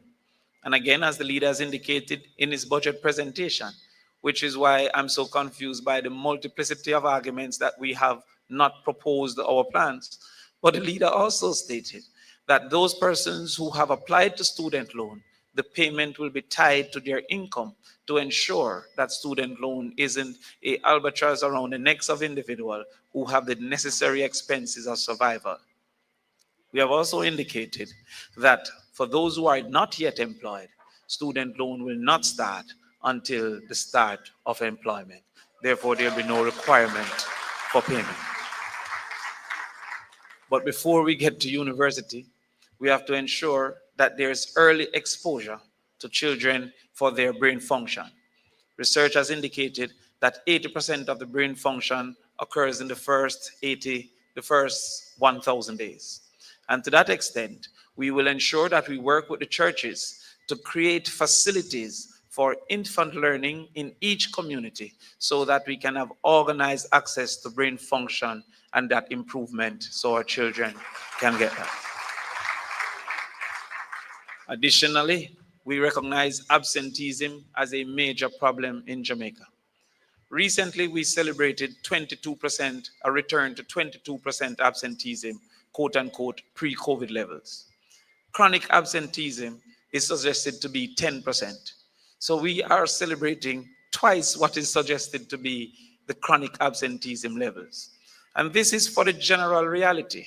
Deep rural absenteeism has been said to be 55% and rural absenteeism 32%. To this extent, we have recognized some of the reasons for absenteeism to include access to transportation. And it's important to differentiate access and affordability because there are some communities being deep rural that have no access for them to even consider affordability. To that extent, we had indicated the RIDE program. And the RIDE program is to give $10,000 per month or $2,500 per week as a supplement to individuals who are coming from communities that may, one, not have access to make access more available, but two, may not be able to afford to ensure that they can afford getting to school. Regardless of the quality of school and teacher, absence would indicate that the child will not be able to perform satisfactorily.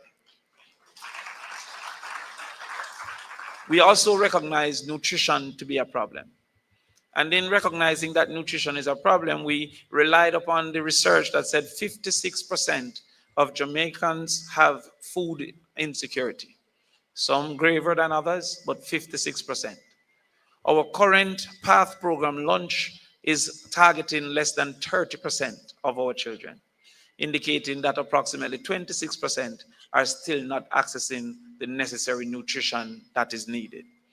To this extent, we not only decided to expand the number of students to over 240,000 students, but also to increase the amount from $180 to $400 per child per day.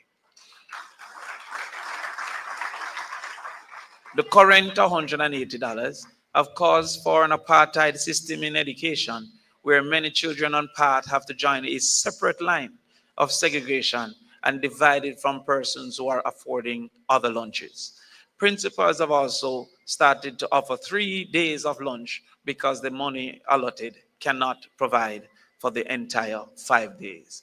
Time come for that to change under the People's National Party.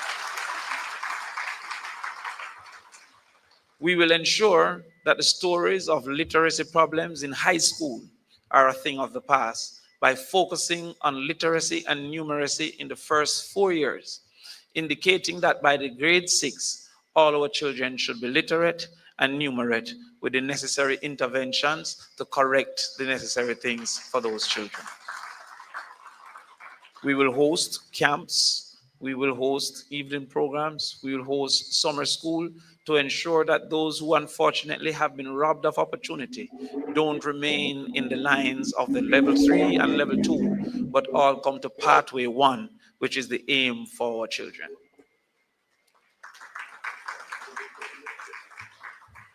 Finally, we will ensure that our children have great access to the necessities of a teacher in the classroom. We have seen the teacher migration and the negatives that have caused, especially in mathematics and vocation. And to that extent, we are proposing a retention plan for teachers so that Jamaica become more competitive for the services of our wonderful teachers that are constantly being asked to migrate into other spaces. This retention plan will change some of the realities that we have seen where students doing an exam in fifth form have not had a math teacher since third form. It therefore explains why less than 40% of our children taking math are passing math at this particular point in time. The teacher retention plan would include, first of all, greater access to housing through the NHT. It will include reservation of housing units built through the NHT and under government programs. It would include graduating access to motor vehicle concession.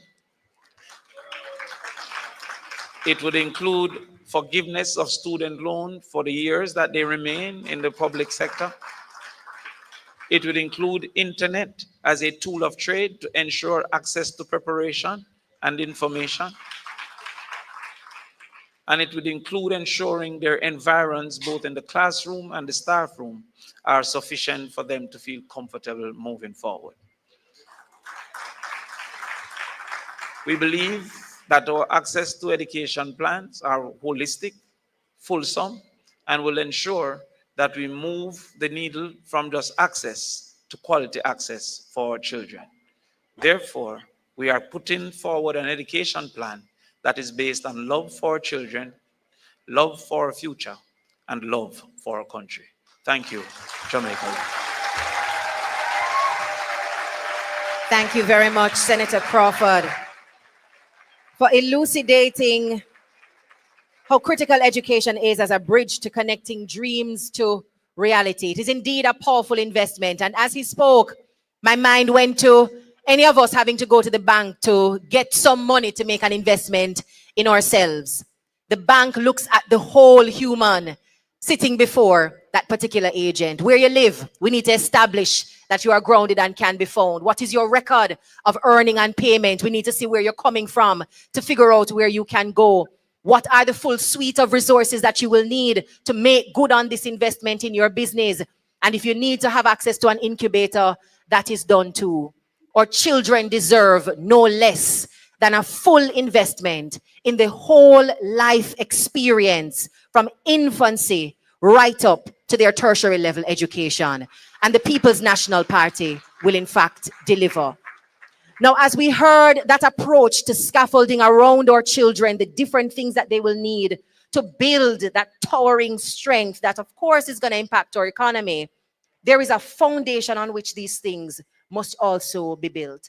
And I have joining me for our first of three panels, two men who understand very well what it means to build and to sustain what is built based on the portfolios they manage, the enterprises that they run, the hardline negotiations they've had to do in and outside of government. And I would love to hear from each of you. First, we have Philip Paulwell, who joins us to speak to the concept of digital access and what people will need as part of the modern infrastructure, reliable energy and affordable energy as well. And I also have joining me on this panel, Mr. Mikhail Phillips, who will connect the dots for us around sustainable and secure access to transportation and road network. So for both of you, you serve in capacities and advocate around issues that form the foundation on which society arguably is built. Let's start first with your understanding of the role that you will play in the next administration. It is quite clear. Our leader has said to us at all our shadow cabinet meetings that for Jamaica to be able to experience true happiness and development, we have to grow the economy.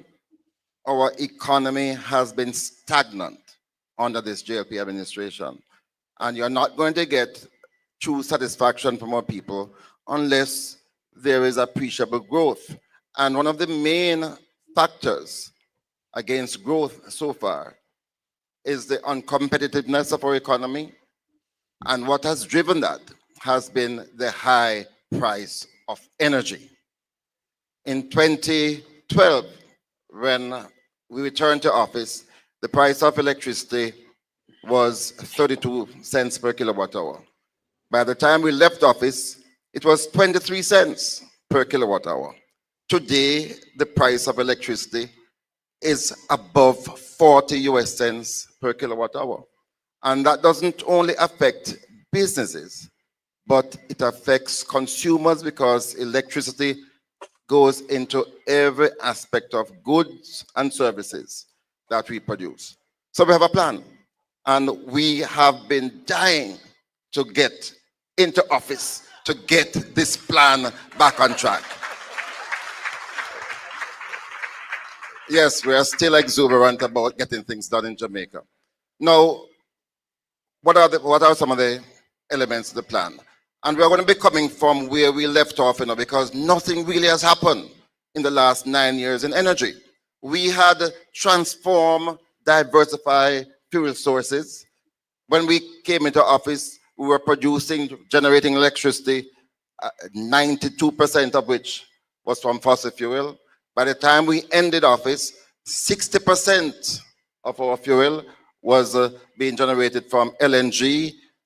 We were close to 20%. For the first time, Jamaica was leading the Caribbean in terms of renewable energy. We established the single largest solar factory in Jamaica, 20 megawatts. And very importantly, Wigton, which was divested recently by the government, was a demonstration of how government can effectively implement a project of renewable energy, and it worked very well. So where are we now?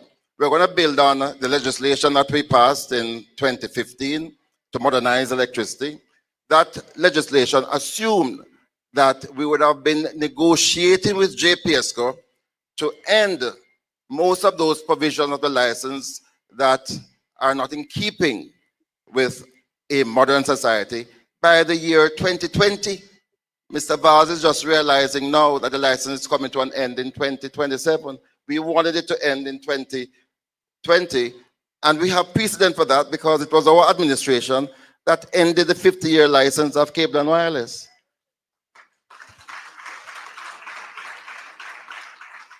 And what are the elements of this new license and the new regime? First of all, we have to have more competition. And I'm a competition man on the energy side. By that we mean we have to ensure that Jamaicans will have access to that essential facility known as the grid to generate from their rooftop solar that can be sold to the grid.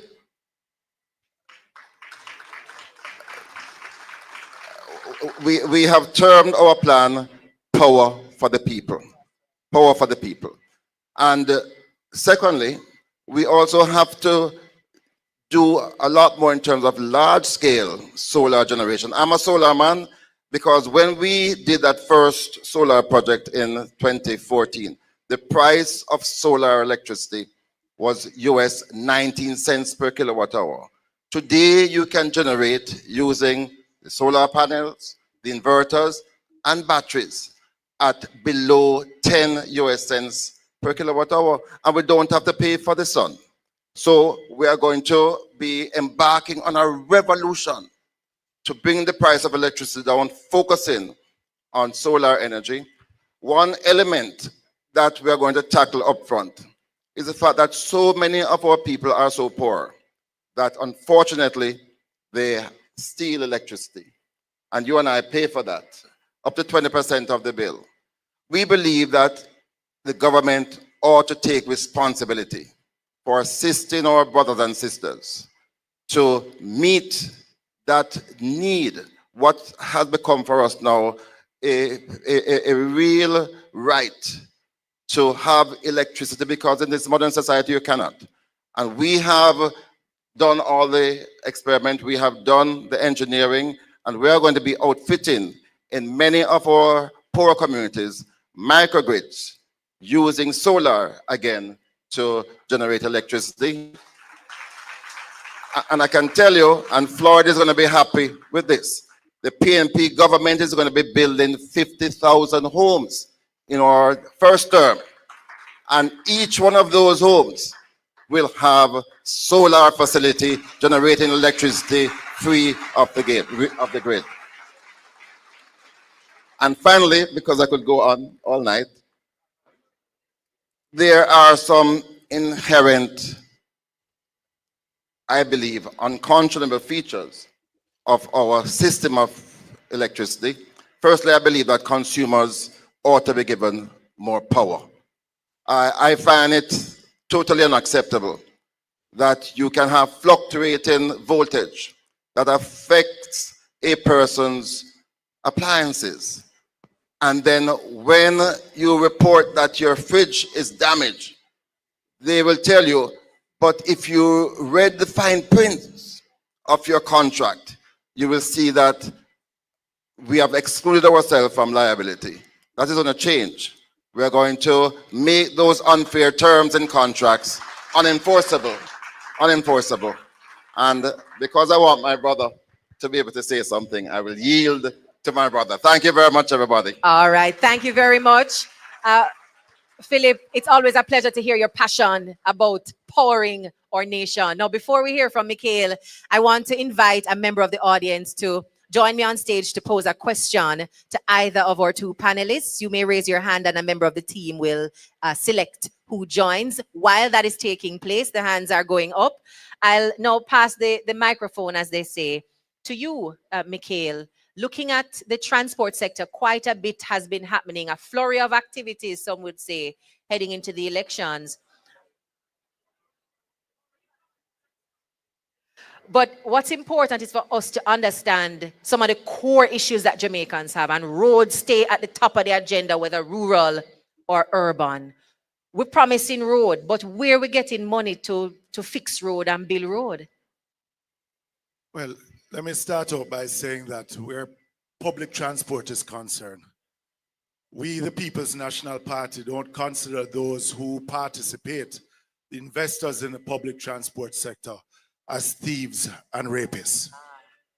We see them as investors in an industry that is a part of the growth of the Jamaican economy. Now, we remember that the JUTC was formed by the People's National Party in 1988. And that came at great sacrifice to not only the franchise holders, but to the taxpayers. And if we were to look at the JUTC now, to when we left government in 2016, we can see the degradation of the JUTC under this administration. So in 2016, we had 450 buses rolling out on a daily basis compared to under 300 today, even with over 200 new buses. We saw the subsidy of the government of the day in 2016 was about 4 billion. Today it is about 11 billion. The losses of the JUTC then was about $2 billion. We're looking at about 11 billion for this financial year. And when Darrell Vaz is completed with the JUTC, we should see about a $17 billion loss this financial year. So we understand transportation. And we, as an administration, look at the ride sharing also, that we believe that those who participate in the ride share industry in Jamaica, and we do welcome competition, but they have to abide by the rules and laws of the country that they're operating in. Because we can't have those who participate in the public transport sector who has to apply for a PPV license, and then those who operate on the app decide that they operate utilizing the white plates, while we have young men are being prosecuted for running robots using the same white plates. So we want equity for all in the transportation industry.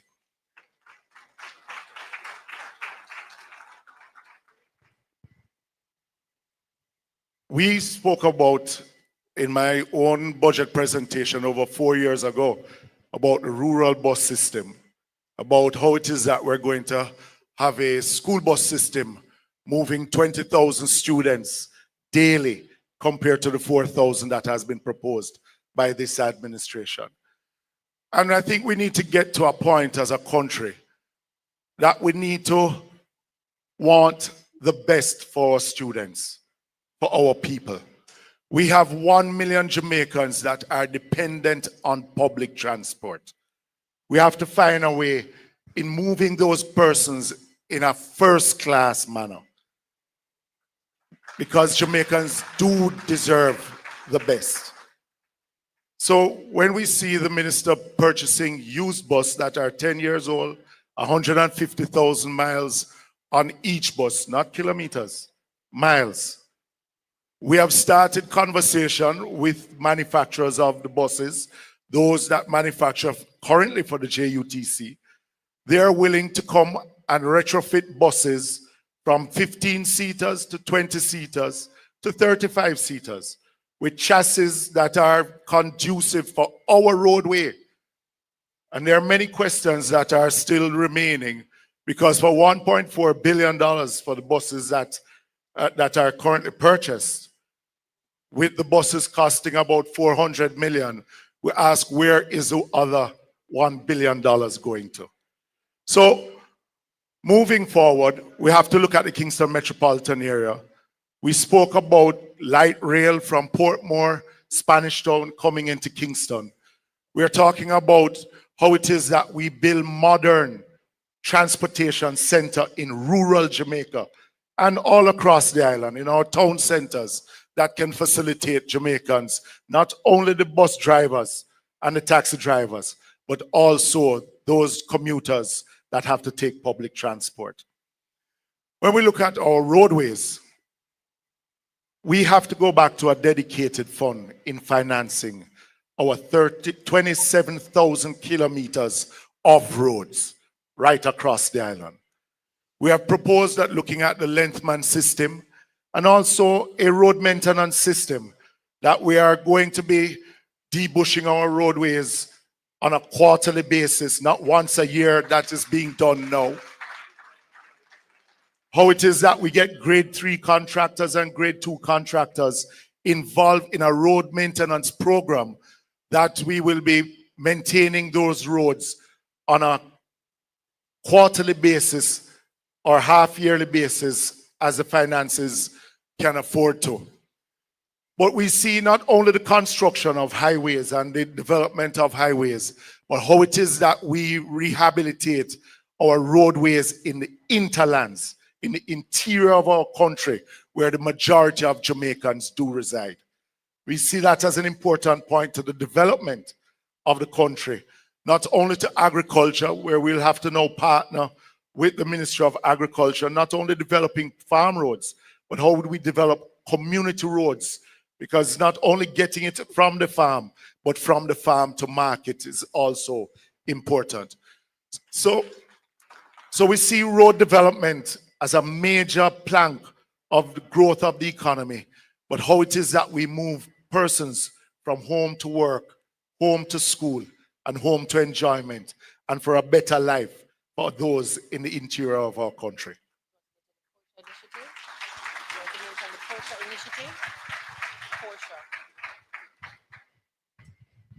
All right, thank you very much. We had, I think, a depth of and wealth of information coming from both of our speakers on this first panel. Hope you've been taking notes. So when the questions are asked about what plans we have for energy, what plans we have for education, for justice, for transportation and road work and maintenance, you're able to point to some of these key, critical and succinct ideas and commitments from the People's National Party. Please, a round of applause for Mikhail Phillips and Philip Paulwell. Oh, we're going to ask you to stay with us for a second while we introduce, for an injection of creative energy, ladies and gentlemen, she's no stranger to the stage, no stranger to the microphone, and having seen and heard her perform time and time again, no stranger to speaking to the soul. Please make welcome to the stage the effervescent and talented Jody Ann Pantry.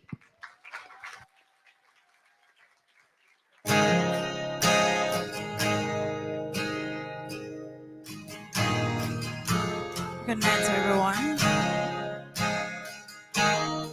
Can we take that from the...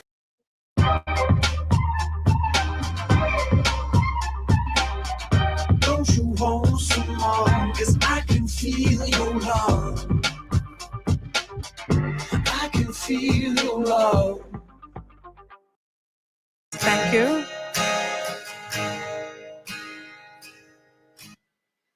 Thank you.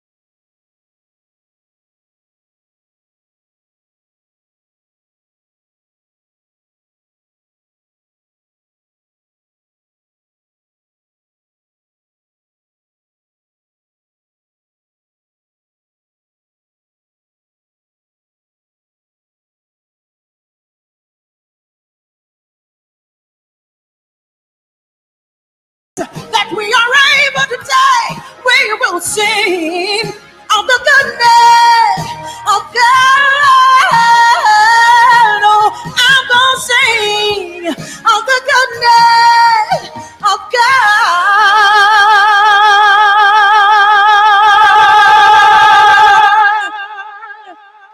Can I hear a hallelujah in the house? For the people who are not afraid to say hallelujah. Can I get a hallelujah? Thank you, Lord. Keep it flowing, DJ. I chose this song because everyone in here have been through something before that shook or rocked your world. But you didn't stay down there. You got back up, right? Take it from the top. You got back up. And that is all that matters. So this is a message to every single individual in here tonight. Gonna break these chains around me. Gonna learn to fly again. Maybe hard, but you'll do it when you're back on your feet again. Soon these tears will all be drying. Soon these eyes will see the sun. Might take time, but you'll see it. Hey, when we're back on our feet again. Are you ready? Are you ready? Let me step down.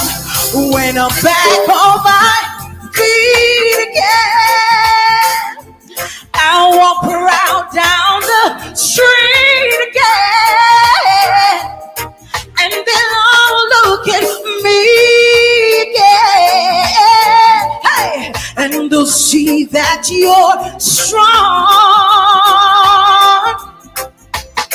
Hey, gonna hear Jamaica laughing. Gonna hear the voices sing. Won't be long, but I'll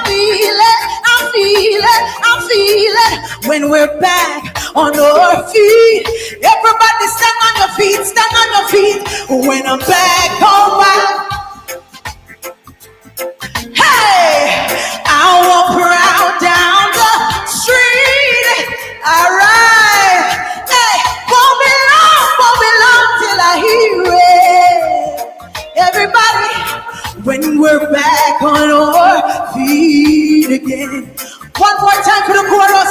When we're back on our feet again, I'll walk around down the street again. Hey, and they'll all look at me and say,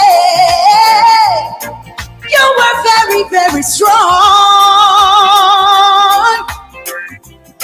PNP is not going back again. We will keep to our words and promises over and over again. No, we're not gonna crumble or falter. No. We will learn to be stronger. Hey, soon these tears will all be drying. Soon these eyes will see the sun. Won't be long till I see it. Mr. Pamor, I see you when I'm back on my feet again. Oh, Lord, when we're back on our, just wave your hand in the universe. Wait for your victory when you're back on your feet again. God's got you, you'll be back on your feet again. One no dash you away, on your feet again. Keep it flowing, DJ. Keep it going. All right, everybody, let's put your hands together like this. Come on.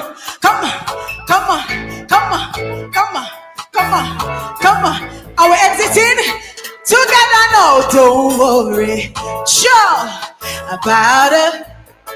Cause every little thing, yeah, every little, it's gonna be a ooh, yeah, singing, don't worry about a thing. Cause every little thing, yeah, every little thing, hey, it's gonna be it'll be alright. Hey, rise up this morning. What we do? Smile with the three little birds. What them do, what them do. Sit by her, singing sweet of what? Of melodies. No, singing, yeah. This is my message too. Thank you so much. Let me hear you say, whoa, sing, whoa, sing, whoa, sing, whoa, la la la la la. Thank you so much, ladies and gentlemen. And thank you, the inimitable Jody and Pantry. I know there was a money pull up in the crowd for you when you started with Back on Your Feet again. Every comrade felt that from the tip of our heads to the toes of our feet. Give it up one more time for Jody and Pantry. Now, you know it's not a Jamaican event if I don't have an announcement for a car that needs to be moved. So listen up. I've been told that the back left tire is missing. So if you drive a silver Nissan SUV, 5095kg, you're blocking. Let's go again. And remember, this is a high impact moment. There may be a missing tire. 5095kg, a silver Nissan SUV. You're blocking a fellow member of our audience, and we're asking for you to move your vehicle as quickly as possible. Thank you. So we're moving into our next pillar. And if you're counting with us, we're at the first, or spelling with us, we're at the first, well, the second A in Jamaica, agriculture. And this is a big one. I love that I'm seeing a representative from the Breadbasket Parish of St. Elizabeth on the stage. So, not in order of seniority this time, but of course, from the delicate, the most refined, to the medium refined, because I'm not going to say my Gensec is not refined, okay? So please, welcome to our stage today, the MP candidate for South St. Elizabeth, coming to us, Miranda Wellington, a firebrand on the ground, ready to show up for her people in the nation's parliament, and of course, our General Secretary and MP candidate for Eastern Westmoreland, and the party's spokesperson on agriculture, Dr. Dayton Campbell. So let me start with Lady Miranda, because you are now in a very interesting position. You are seeing what life is like in that Breadbasket Parish, how much of our nation's food resources really rest on the success of that parish, and for farmers to get what they need to provide for our nation's tables. What do you see as some of the critical areas for solutions to jump in immediately from a People's National Party government? What do your farmers need from you? My fellow Jamaicans, my comrades, and of course, special shout out to my future Prime Minister, Markie G. I am from the Breadbasket Parish indeed, and all Jamaicans know that our farmers are the heartbeat of our economy. And we want to bring back a sense of dignity and independence to our farmers. But firstly, we have to look at what are the ways that we can empower them again. And I'm very excited about our manifesto plan for agriculture, because as a youth and from a community that is predominantly farm-based, I want to see our youths go back into agriculture. And we are very proud to showcase this in our manifesto. So youths in agriculture need the kind of support that we see many of our farmers across the island needing. And what is critical about getting our farmers back farming is that we no longer should have food on our plates that are from the States. So we need to protect them. The local industry needs to be protected. And my future agricultural minister will tell us a lot more about the areas, but agriculture, innovation, and technology that is critical to getting back our farmers on board, especially our youths. And there are quite a lot of ideas that we have showcased in our manifesto, including geomapping, sending our farmers to the market without moving. That is critical because there's a critical disconnect between our farmers and the market. So also, I'm from a predominantly drought-riddled area. We have to protect our farmers in investing in seeds that are drought resistance. You know, what we see is that they're spending so much money, so much lost in agriculture because of climate change. And we see where many of our farmers no longer feel it's viable in the drought period. So what we're finding now, many of our farmers are not farming for the last 3 months. So we have to look at seriously at how we can protect the drought-riddled areas in investing in technology, in investing in AI, so that they can get back to being a part of the industry that has led them into production for so long. Thank you, Miranda. So we're hearing about the need for protection. We are hearing about the need for empowerment of our farmers and also an element of sustainability in those farming communities to ensure that they maximize what they have on the ground and can also make use of the new technologies. What are the policies for the PNP heading into government to answer to some of those questions and more? Well, thank you very much. Good evening, ladies Come on, and gentlemen. globalists, hit the like And button, of course, please. our incoming Prime Minister. We called it, they confirm it, and we will win it. Now, just some context to agriculture. We have over 262,000 registered farmers in Jamaica. And if you count those who are not registered with RADA, you have about 300,000.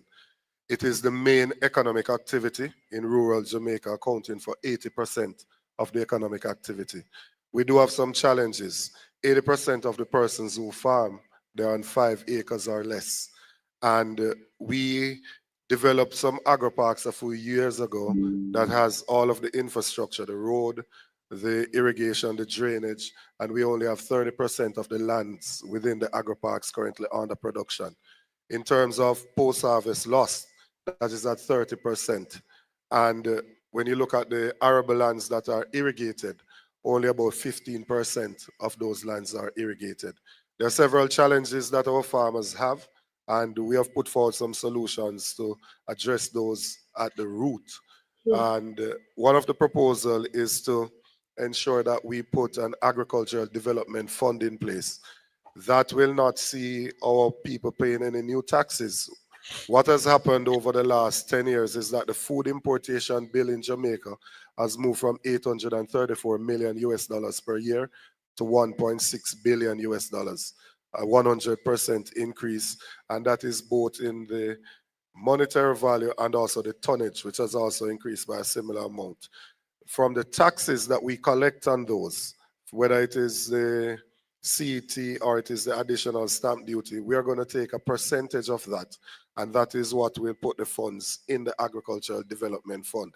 That fund we will use to ensure that we can make loans available to our farmers by capitalizing the PC banks. We'll ensure that we can work with irrigation, that they can have proper storage, that we can work with technology and just modernize what they do. It is also important for us to make land available to our farmers. Too many of them are on terrains that are not conducive, suitable for agriculture, and it doesn't lend to technology and mechanization. So we will put idle lands into the hands of the farmers by leasing them those and to ensure that they can put them under production. In terms of our school feeding program that Senator Crawford spoke about, if you look at, and I'll just use two examples of constituencies that I'm familiar with. If you use Eastern Westmoreland, if you're in the Darliston area, you have Darliston Primary, you have Maud McLeod, just outside you have Enfield, and you have Chantilly. What we will do is, in order to provide that one warm meal, we will have our farmers produce those things. So the schools will have to do the menu and tell us what the needs are.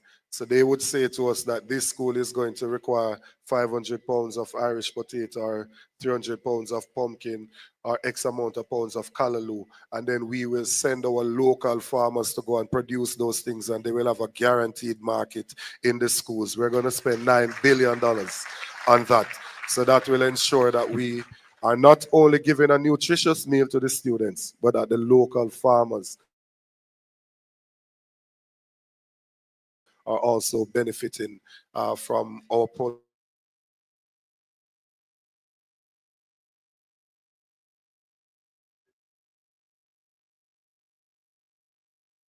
production in these areas will be export driven. So the items that we have a competitive advantage in, our spices, our yam, those items, our Sea Island cotton, those are the things that will be produced in those areas, and then we will increase what we earn. So there's currently a tremendous imbalance between what we are importing and what we are exporting.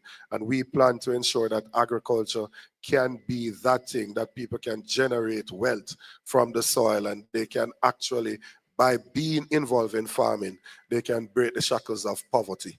We will also modernize what we do. Do you believe that you can use your phone to order something from China, but you can't use your phone to order something from Southeast or Southwest St. Elizabeth? So what we want to ensure is that we have the appropriate technology in place, that at all times we know what is under production, when is the expected maturity, what's the expected yield, so that way we will be able to control what is distributed in the market and in terms of imports. So we will not be allowing imports to run the way it is being run now, where there's just wanton distribution of import licenses. We will only go to imports when we cannot find those items locally. And in the import system that we'll have in place, it will be a transparent system, not geared towards friends and company, but one that is geared towards the benefiting the farmers themselves. So if they're producing and they're selling and they don't have the items, then they will get some of the permits to import the items so that they can continue to take care of themselves and their families. Profitable, equitable, and modern. Thank you very much, Comrade General Secretary. Now we have a young member of the audience joining us on stage with a question. Please introduce yourself and, of course, pose your question. Hello, good evening, everyone. My name is Shari Ann Henry, and to you, Dr. Dayton Campbell. You know, many young persons across Jamaica, we don't see agriculture as attractive, and it's all about getting your hands dirty. So how do you plan the People's National Party, when it forms the next government, how do you plan to digitize agriculture in Jamaica and make it more attractive? Well, it is important for us to adapt to newer technologies if we're going to encourage or entice more persons to come into agriculture, young persons, female, into agriculture. So it is a core part of what we have planned. We do have our SMART program, which is Sustainable Management of Agriculture through Research and Technology.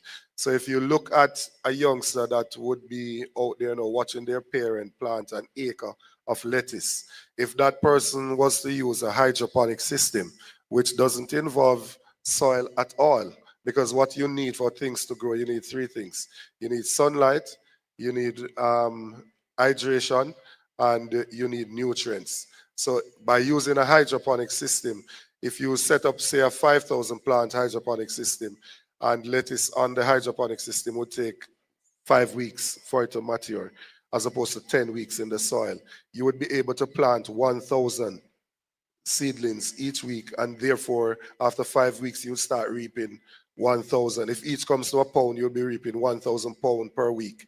If you're selling lettuce at $250,000 a pound, you'll be making $250 a pound, you'll be making $250,000 per week.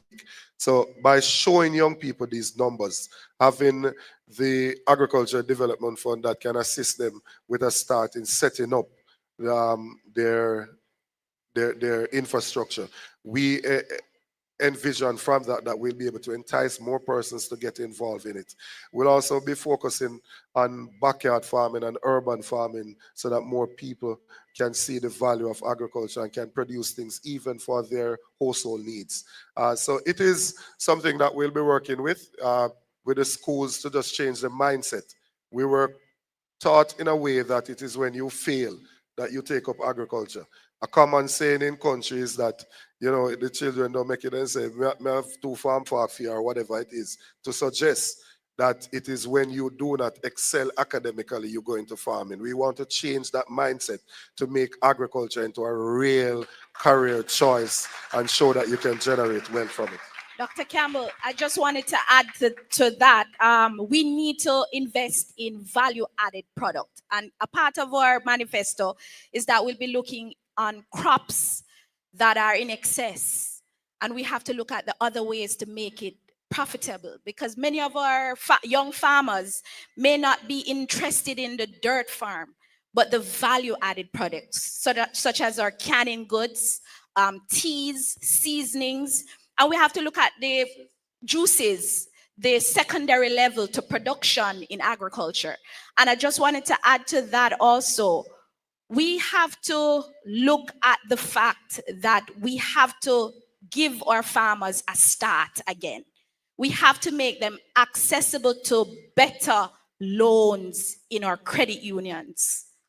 Farmers need a start also, not just small businesses. Farmers need to have access to better loan facilities. And this is what our manifesto showcases also. So I just wanted to add that part also.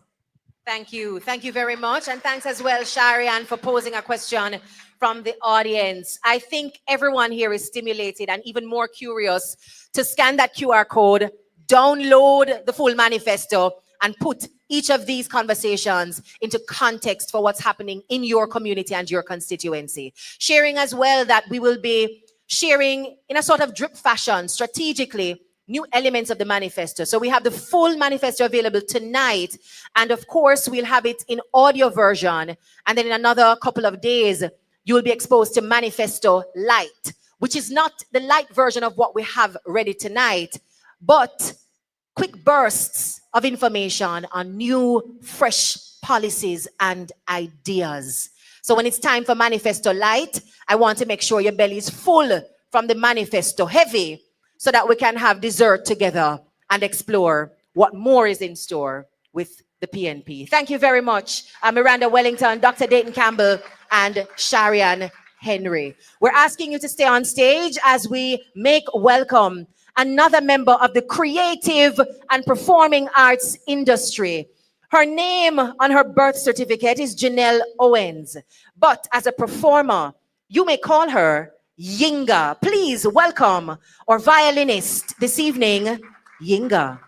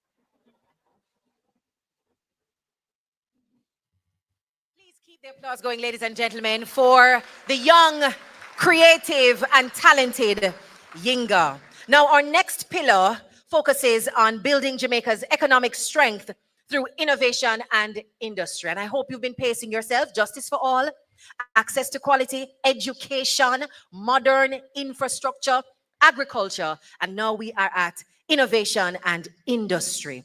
It's important for us to transform our economy, create new sectors, modernize traditional ones, and ensure that Jamaicans like Yinga, like Jody and Pantry, who have creative impetus and talent, have the opportunity to access resources and global markets. So I invite, in this section, we will have two speakers actually, but I will invite first the Member of Parliament for Western St. Andrew to share the vision we have for innovation and industry. Please welcome Mr. George Anthony Hilton.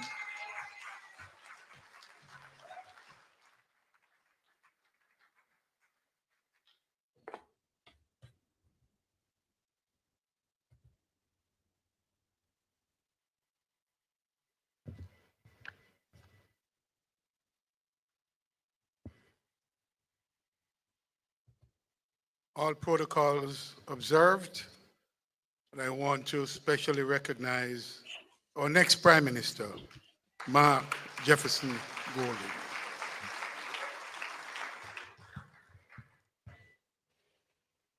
From 2012 to 2016,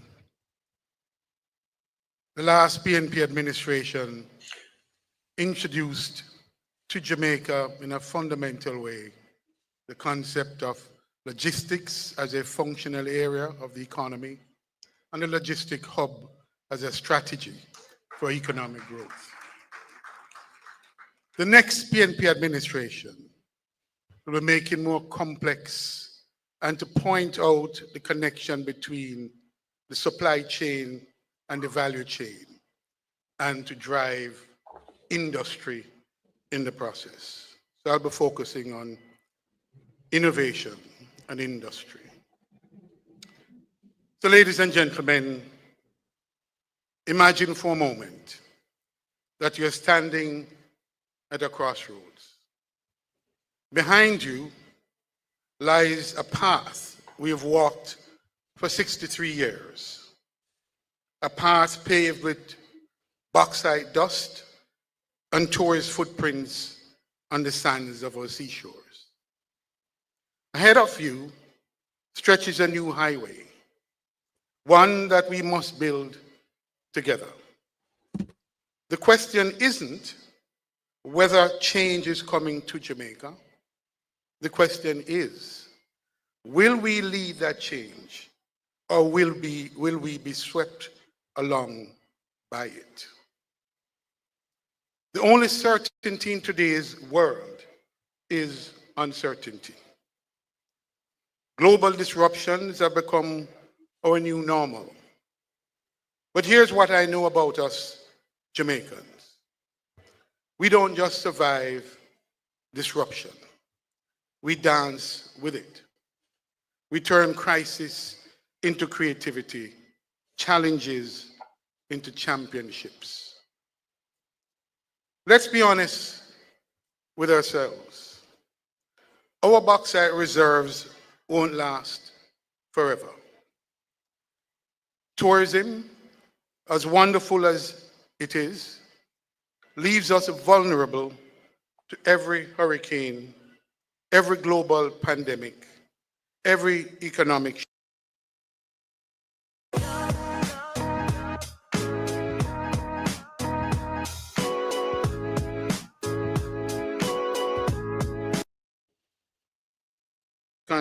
threat has undermined economic resilience and stifled domestic productivity, leaving a nation vulnerable and limiting long-term development. We've built our house on shifting sands, and it's time to pour a new foundation. But here's the beautiful thing about this moment. With every disruption comes an opportunity for reinvention. Think about it. The same digital revolution that threatens traditional industries is the same force that can connect a young programmer in Spanish Town to clients in Silicon Valley. The same climate change that challenges our agricultural sector can drive us towards becoming the Caribbean's first truly green economy. This is why we must embrace the PNP's initiative, Jamaica 4.0. Jamaica 4.0 is not a slogan, but a movement and a whole-of-nation approach. Jamaica 4.0 means building a knowledge-based economy where a brilliant mind in Mandeville is just as valuable as one in Manhattan. It means creating tech innovation zones in Montego Bay, Kingston, Mandeville, and Port Antonio. It means creating industrial parks in St. Thomas, St. Catherine, Clarendon, Trelawney, and St. Mary. Places where our young people don't have to leave home to change the world. Picture this as well. Jamaican farmers using AI, as was just said, to predict weather patterns and optimize crop yields. Or musicians, not just creating the sounds of the world, the soundtrack of the world, but owning the digital platforms that distribute it. Or manufacturers, not just assembling products, but designing them with smart technology that makes Made in Jamaica a mark of innovation, not just pride. Recently, I met a young woman, let's call her Keisha, who created an app that helps small farmers connect directly with restaurants in Kingston. She didn't need $1 million loan or a foreign partner. She needed what Jamaica 4.0 will provide: reliable internet, access to training, and a government that says yes instead of wait.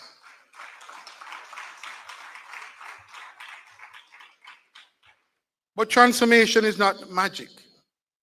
It's policy, it's methods, it's processes, it's strategy. It's all of us working together. We will modernize our existing trade agreements and widen our market access and reduce trade friction and boost Jamaica's competitiveness. We will develop our modern industrial strategy to help us seize the most significant opportunities and create the most favorable conditions in key sectors for the companies of the future to emerge here in Jamaica. A PNP government will revamp Jamaica's global image, damaged over the past 9 years.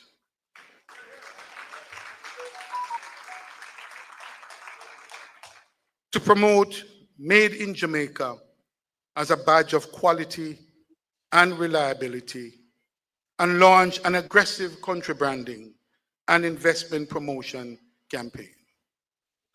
Logistics is the lifeblood of modern commerce, and Jamaica is uniquely positioned to be its beating heart in the Americas. We will build logistics hubs that position Jamaica as the gateway between the Americas and the world.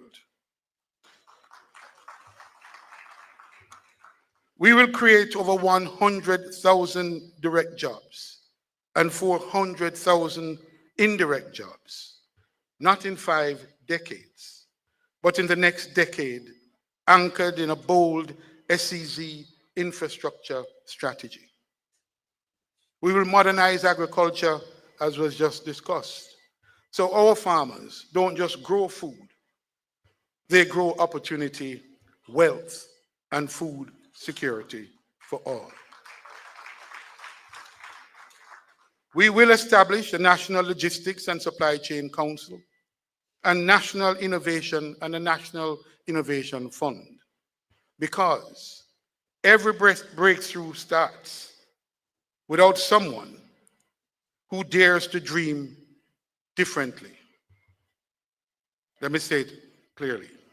Because every breakthrough starts with someone who dares to dream differently. We will reform our education and workforce development systems, because you can't build a 21st century economy with 20th century skills. This is our moment. This is our choice. This is our Jamaica 4.0.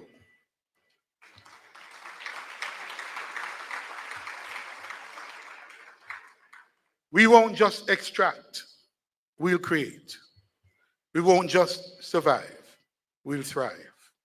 We won't just participate in the global economy, we'll help to shape it. 63 years ago, our parents and grandparents chose independence. Today, we must choose innovation.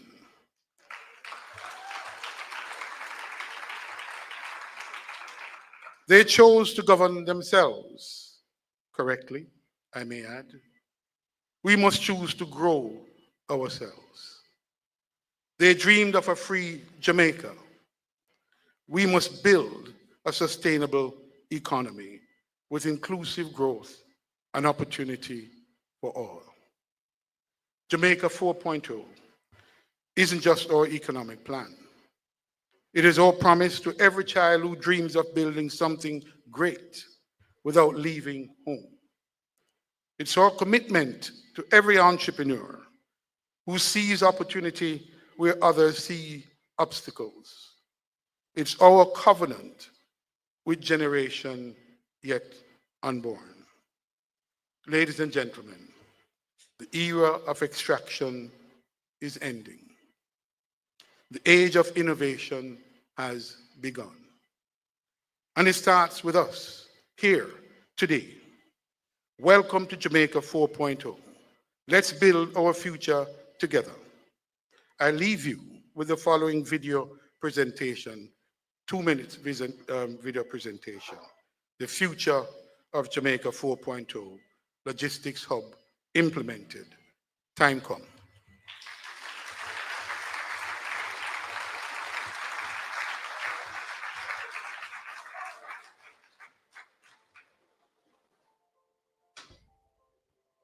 The Jamaica 4.0 Growth with Opportunity program breaks new ground.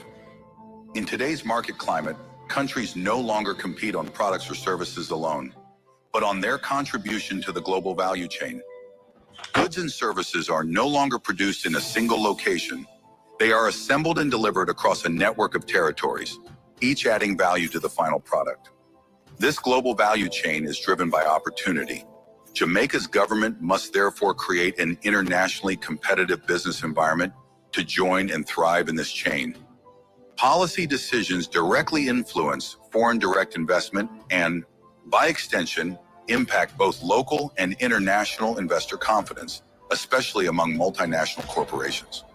The next step is for Jamaica's policies to evolve, from concepts and studies to execution platforms, from incentive-driven frameworks to innovation hubs, making significant value-added contributions to the global value chain.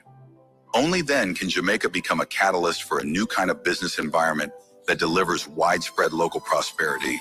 Through its Jamaica 4.0, Growth with Opportunity, Jamaica will harness global economic dynamics to fuel domestic growth. And that is only the beginning. The 4 pillars of the program, best-in-class trade agreements, a forward-thinking industrial strategy, a bold investment promotion plan, and a global logistics initiative will form the foundation for a globally competitive economy. These tried and tested pillars, with tangible results across multiple industries, will define a roadmap for the program until 2030 and beyond. Beyond incentives, beyond growth, this will shape a global ecosystem where Jamaica becomes the gateway interconnecting the Americas to the world, building a new global trade order defined by connectivity, resilience, and opportunity.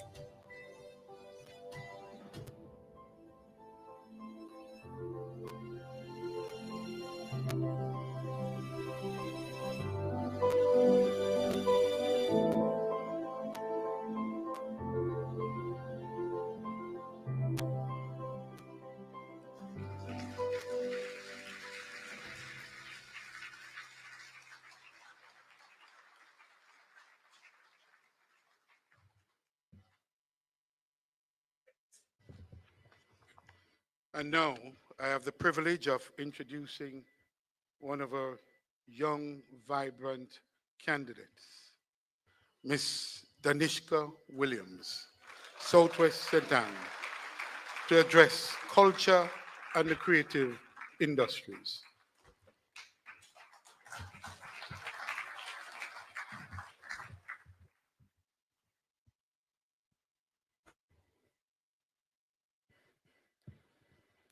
Good evening. Let me also observe all protocols, but a very special good evening to our next Prime Minister of Jamaica, Comrade Mark Golding.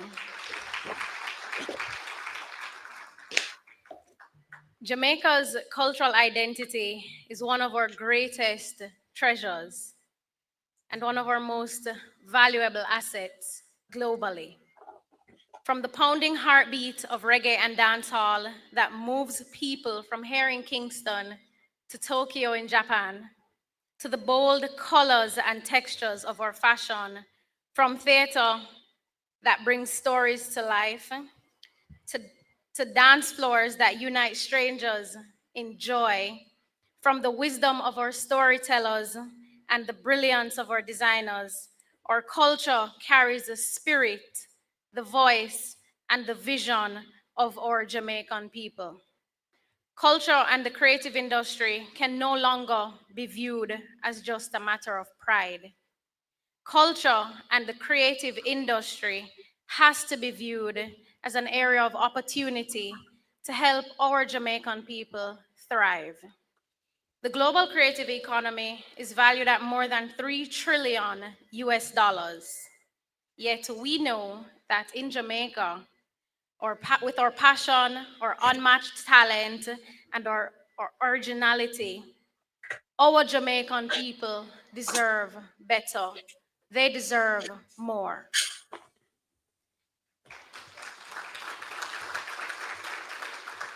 Time come for us to put our creatives first and ensure that the work that they put in are put on the global stage so that they can also thrive. Because as Bob Marley has done, we know there are many other creatives in Jamaica that can do the same and more. The People's National Party believes that culture and the creative sector are not just about entertainment and artistic expression. It is a serious driver of economic growth, of job creation, and innovation. It is a vehicle for community transformation, and it is a pathway for our young people to turn their dreams into reality and into viable careers. Today we say, time come to invest in our people, to protect their work and to build the infrastructure that will take Jamaican culture further than ever before. Our approach is clear, our vision is bold, and our commitment to our people remains unwavering. First, we will invest in the creative industry like never before, establishing a $1 billion creative economy fund designed to support business development, content creation, training, and community-based arts. We will create a creative industry park and music heritage museum in none other than Trenchtown, honoring our icons while nurturing the next generation of talent. And across the island, from Portland to St. Anne to Westmoreland, we are improving small studios, creative hubs, and community venues so no corner in Jamaica is left out of this creative movement. And secondly, as one of the youngest candidates here, we are proud to say that we will also be investing in our young people, placing special focus on youth employment and capacity building. We will open doors for our young people through internship and mentorship in every creative field. We will retool the Creative Production and Training Center, the Media Technology Institute, with cutting-edge training in film, animation, in music, and audiovisual production. And from early childhood classrooms to adult learning centers, we are prepared to expand the cultural curriculum. Because creativity is not just an inborn gift. We know it must be nurtured at every stage of life. The third thing we will do is strengthen business development and regulation for creatives. Through Jamaica Creative, appreciate you. Through Jamaica Creatives, we will help artists and innovators become investment ready and market their work globally. We will introduce a national business certification program for creatives, revise outdated trade policies, create special entertainment zones that are properly planned with community input. And I've identified one in my constituency, and I know my colleagues have done the same. And we will simplify entertainment licensing through a single national system. Fourth, we will ensure policy reform and institutional strengthening. We will reinstate and empower the National Cultural and Creative Industry Commission, streamline government agencies to remove duplication. And if you're in the industry, you know how important that is. And ensure that public funds for creative projects are spent transparently and fairly. Let me go again. We will ensure that public funds for the creative projects are spent transparently and fairly. We will repatriate important Jamaican artifacts held overseas and modernize our museums and galleries. And yes, we will bring back the cultural passport program so our young people can put the devices down and experience the richness of our Jamaican culture firsthand.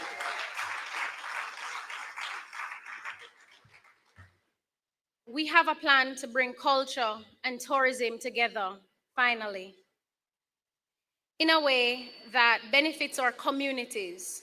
We will work hand in hand with the Ministry of Tourism to reinstate and promote community festivals to ensure that Jamaican culture is at the center of our tourism identity. So when my tourists are going to Bob Marley in 9 Mile, they can stop in Alexandria and enjoy some opportunities and some good fun with my constituents. And finally, we will give national recognition to 2 giants of Jamaican culture. We will confer the honor of National Hero on the Honorable Robert Nesta Marley, who, might I add, is from my constituency, and the Honorable Louise Bennett Coverley, in recognition of their enduring legacies and the way they carried Jamaica to the world with dignity, authenticity, and brilliance. Ladies and gentlemen, the People's National Party understands this simple truth. Culture is not a side note. It's not a side hustle. Culture is the heart of our story as Jamaicans. It is the very heartbeat of this nation. When we invest in our creatives, we are investing in Jamaica's future. When we protect our cultural heritage, we are strengthening our identity. And when we take our talent to the world, we are claiming our rightful place in the global economy. So let us build a Jamaica where creative people thrive, our culture shines, and our economy grows. Time come for the creative economy to take center stage. Time come for Jamaica to lead the world, not just in rhythm, but in revenue, in recognition, and in respect. Jamaica, time come for our creatives. Thank you.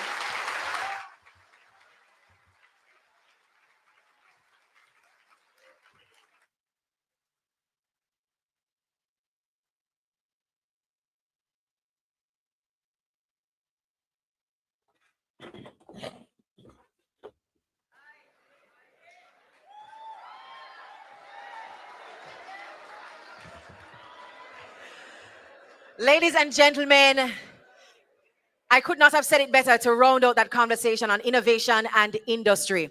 Culture is not a side note, it's not a side hustle. It is truly the soul of our nation. Give it up one more time for our two representatives this evening, exploring what innovation and industry will look like under a PNP government, MP Anthony Hilton and MP to be Danishka Williams. Now, our next speaker and presenter is no stranger to those of us who walk the hallowed halls of TikTok daily. He is known for creating some of the most engaging pieces of content that humor us, but also call us to think deeply about the things we might overlook or take for granted. Now, one of the things I've learned is that it takes a sharp, witty mind and a wise soul to give a good joke.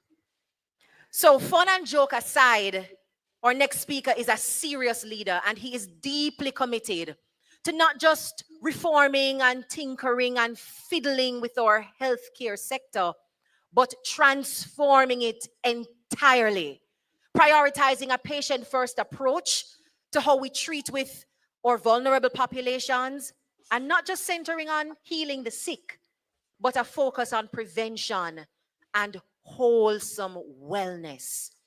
Please join me in welcoming our speaker to explore our next pillar on Mission Jamaica Love, care for the vulnerable and health services, Dr. Alfred Dawes, the next Member of Parliament for Southeast St. Catherine.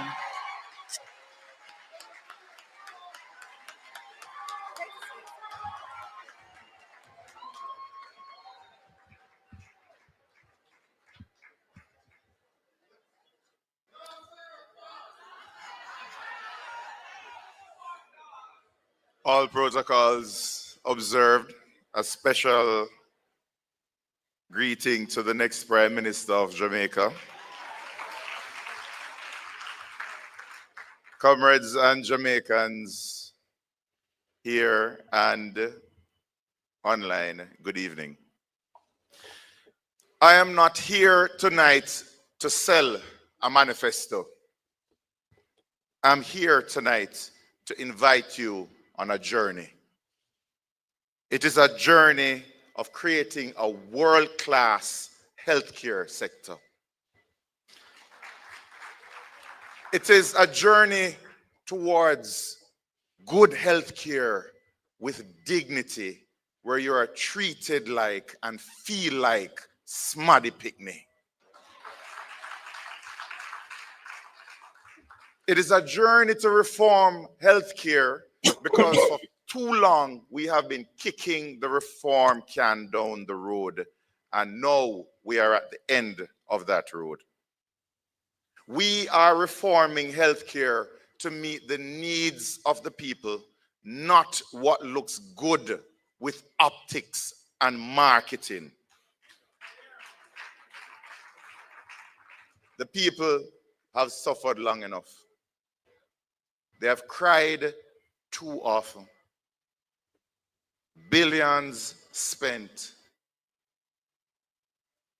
with lives not saved, but friends enriched. Hey, hallelujah. Hey, hallelujah. The People's National Party will not boast of the money that is spent. It will boast of the lives saved. And I am not just here because you can read the manifesto. I am going to say the team that is going to implement these policies care deeply about the health of the nation, led by a prime minister with medicine in his DNA. 3 generations of excellent doctors, with Sir John Golding planting the seeds that has allowed him to select a team Is it Dr. that is Dazo going get a to lot go far beyond what Sir John himself did.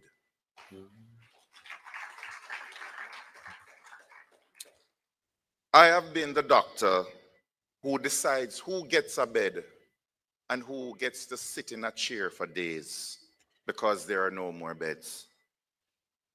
I have been the doctor who decides who gets oxygen because oxygen is low. I have been a part of the medical team that has decided who gets to go into ICU for that one available bed and who has to die. And that is not a responsibility that you would want to wish on your worst enemy, but it is a responsibility that is faced every day by our healthcare workers. You don't want to be those healthcare workers, and worse, you do not want to be that patient or relative. Billions wasted, millionaires created. Whoa, Netherlands suit.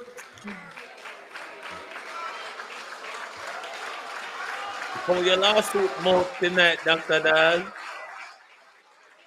Even as more mothers die during childbirth than 30 years ago, more babies are dying than 10 years ago, than 20 years ago.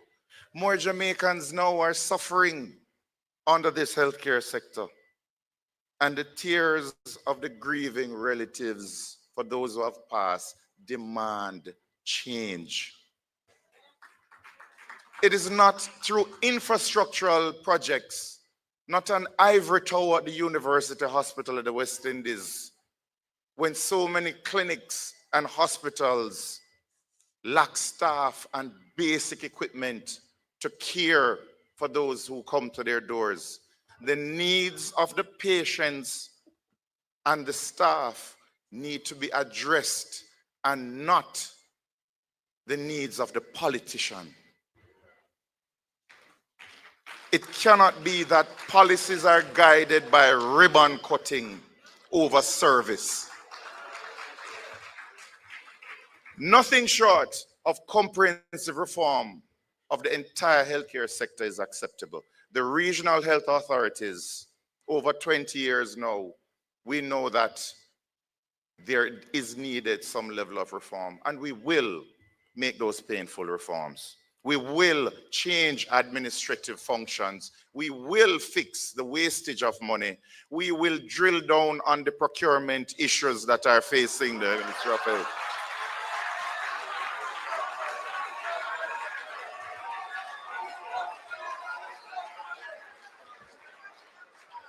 There will be a comprehensive review of how we fund the Ministry of Health and a comprehensive review of how we spend the dollars in the Ministry of Health. And above all, we will have care with dignity. And this means that you will have care with dignity from the womb to the tomb.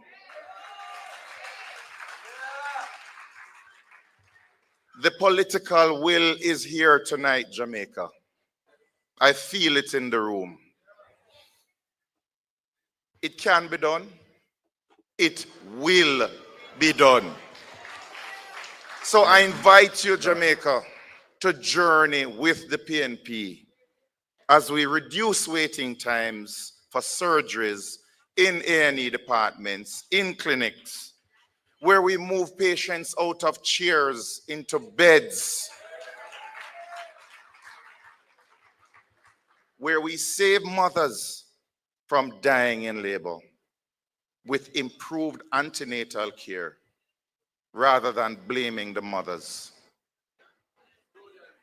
We will end the lies that a dead baby a day at the Victoria Jubilee Hospital is due to prematurity by building a proper neonatal ICU at the Bustamante Hospital for Children, for ensuring that timely surgeries and interventions are done at Bustamante, the largest pediatric hospital in the English-speaking Caribbean, by having a proper CT scan and MRI for the first time, instead of having those children and babies carted over in the cold air to KPH.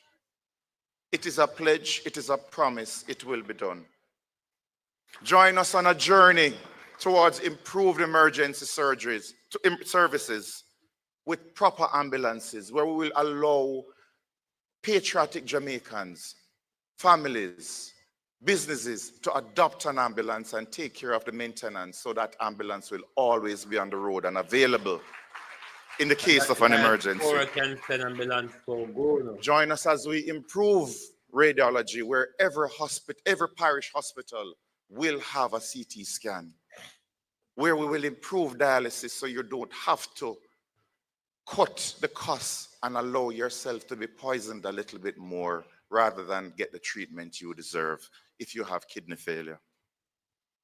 Join us on a journey towards dignity, where you no longer have to go on Facebook and beg for blood donations. Join us for a health service where we work towards seeing a grandmother with a hip fracture, getting her surgery done because the implants are there, rather than waiting 3 months to come up with the money to buy those implants. They will have their surgery and be home in 2 days.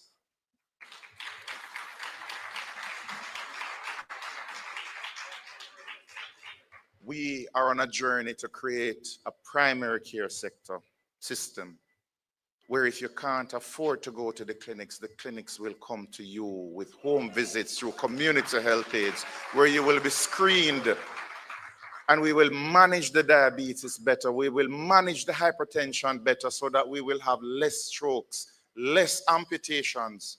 Today, a leg was cut off. Every day, a leg is lost in Jamaica, likely due to diabetes, entirely preventative. Join us as we journey towards cancers screened and cured with less lives lost. And this part is particularly emotional for me, because 3 years ago, my mother was diagnosed with colon cancer, and I've told this story before with her permission. And guilt-racked, I made a pact with God that should her cancer go and she'd not get that dreaded surgery where she would need the bag on her side permanently, I would do everything in my power, wherever I'm planted, to improve cancer care in Jamaica. And yesterday, after her follow-up colonoscopy 3 years later, she continues to be cancer-free. Without any surgery, it disappeared from stage 3 to stage 0. And it reminds me that the pledge I made 3 years ago is not for her, but for those who could not afford the Tony Thwaites bill, who cannot afford the private doctor, those who can't call a friend and say, get a colonoscopy done. They have to wait 2 years. And during that time, the cancer grows where it is incurable. It is the reality that is facing a lot of Jamaicans, and one that I have vowed to help to put an end to that misery. And I am asking to join me on that journey, to join the People's National Party on that journey, to reduce the suffering of Jamaicans by providing the healthcare sector that I know we can create. We only have to dream it, because the team is there to do it. A team that has over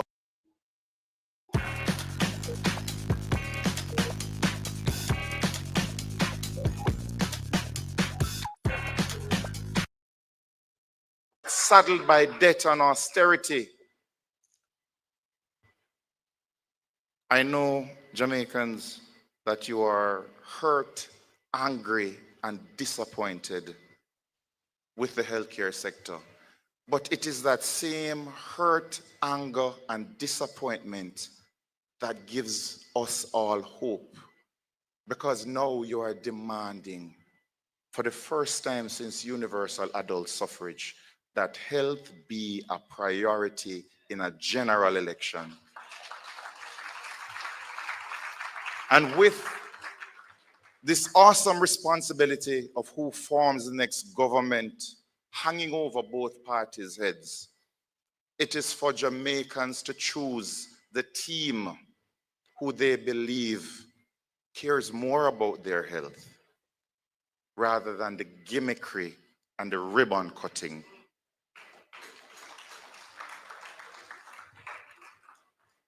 I know Jamaicans on September 3 going to the polls will make healthcare one of the reasons why they vote for the People's National Party to enact the reforms that we need. Our parents, grandparents who have gone before us, they demand it. Our children, the next generation, require it of us. We have an excellent opportunity now to fix healthcare for generations to come. Let us not waste it. Let us do the right thing. Thank you.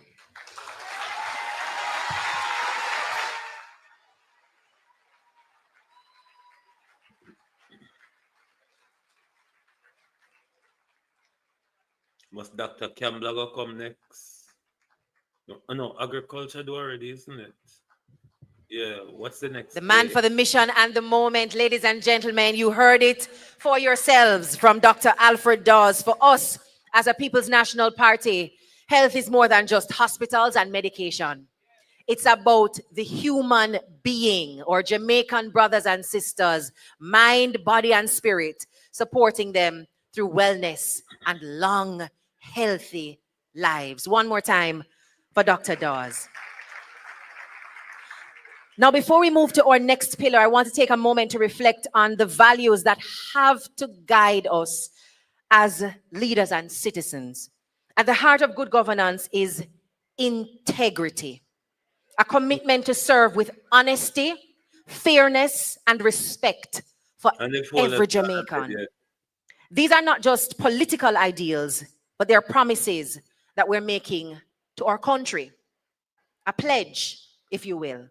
And one of our clearest expressions of that promise is actually found in the Jamaican National Pledge. Now, if you watched the Grand Gala through and through, you may have seen a disruptive advertisement with our next Prime Minister at the center, reciting same. As a reminder to keep ourselves accountable to the people that we serve, I invite you to stand as we cue up the playing of our Jamaican National Pledge.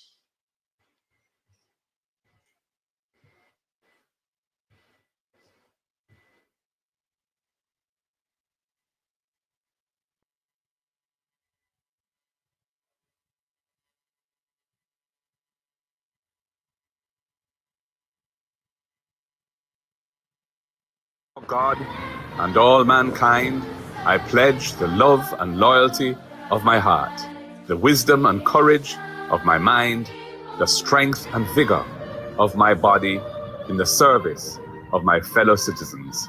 I promise to stand up for justice, brotherhood, and peace, to work diligently and creatively, to think generously and honestly, so that Jamaica may, under God, increase in beauty, fellowship, and prosperity, and play her part in advancing the welfare of the whole human race.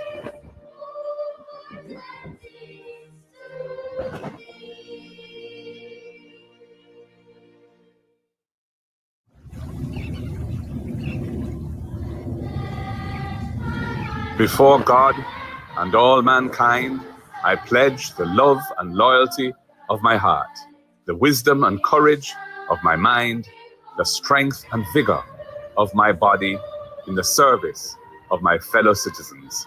I promise to stand up for justice.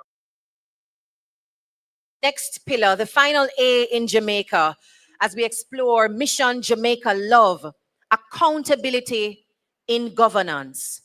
Please welcome a man most suited to speak to accountability in governance, or president of the People's National Party and leader of the opposition, a man who has led with integrity and vision, Mark Jefferson Golding.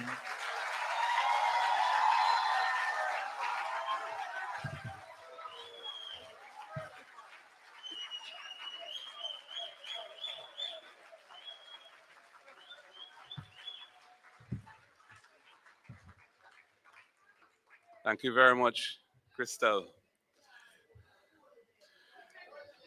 Jamaica's democratic journey began with the fight for the right to vote and then self-government. Today, we must go further. Democracy is not only about casting a vote. It's about giving citizens an authentic voice in the decisions that affect their lives. The People's National Party is committed to participatory democracy, where governance is transparent, inclusive, and accountable. We will modernize our public institutions, return power to communities, and rebuild trust in government by creating a system that delivers for the people. Now, earlier you heard some constitutional aspects of this in the introduction of a procedure for impeachment, for recall, for the opposition chairing the committees in Parliament, and I would add unexplained wealth orders. Further to all of those, we must restore and will restore the office of the political ombudsman as an independent watchdog. Yes. Separate from the Electoral Commission of Jamaica. Yes. Hallelujah. We must ensure the independence and effectiveness of the Integrity Commission to enable it to pursue its statutory mandate without fear or favor, including desirable improvements such as the modification of the so-called gag clause to achieve a workable balance between protecting legitimate reputational rights and ensuring timely disclosure in the public interest. I've said in the coming elections, there will be candidates who are under investigation for illicit enrichment, and the voters will not know who they are other than one.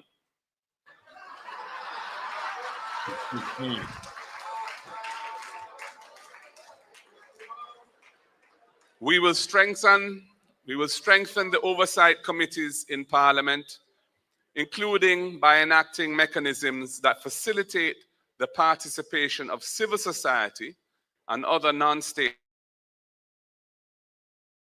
actors in the work of those oversight committees. We must broaden the democracy in this country and include more people in the process of government. We will modernize the Access to Information Act, which was introduced by the People's National Party and which needs further reform, including to implement simpler processes, shorter timelines, and a broader scope to facilitate the flow of information to the public. We will modernize the legal framework for obtaining permits and licenses to ensure efficiency, fairness, and transparency. We will increase the monetary jurisdiction of the parish courts so more Jamaicans can have access to justice that is affordable and closer to home. And I would remind that the emergence of the parish courts took place when I was Minister of Justice, when we modernized the system from resident magistrate court to the parish court system.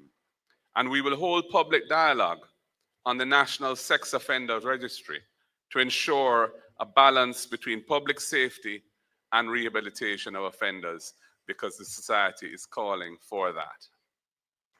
In local government, we will build on the constitutional amendment enacted in 2015 that guarantees a local system of democratic governance.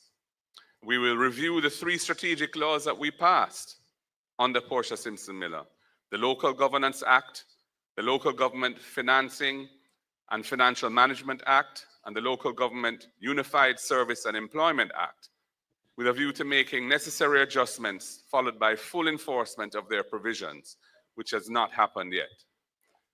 We will empower the parish development committees and community development committees to create local plans.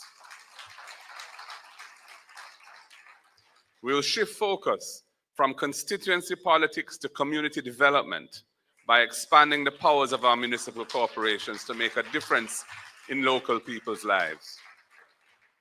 And we will establish a national People's Assembly, including diaspora representatives, to review laws and shape policy impacting local communities.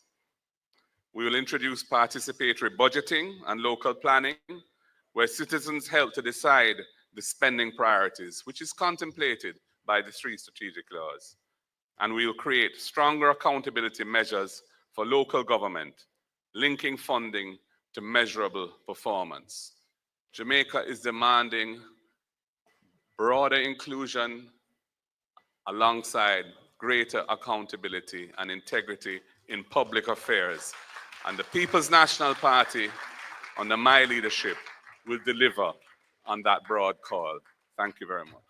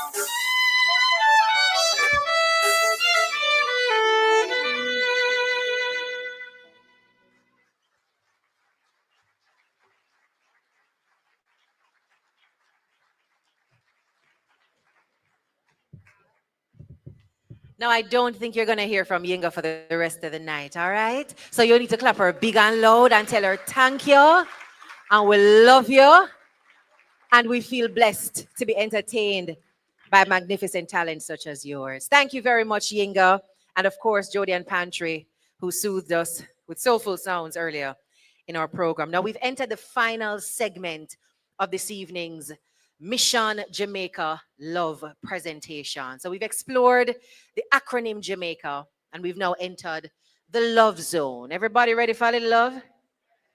I hope so. Our next pillar begins with the letter L, and it signifies land, housing, and ownership.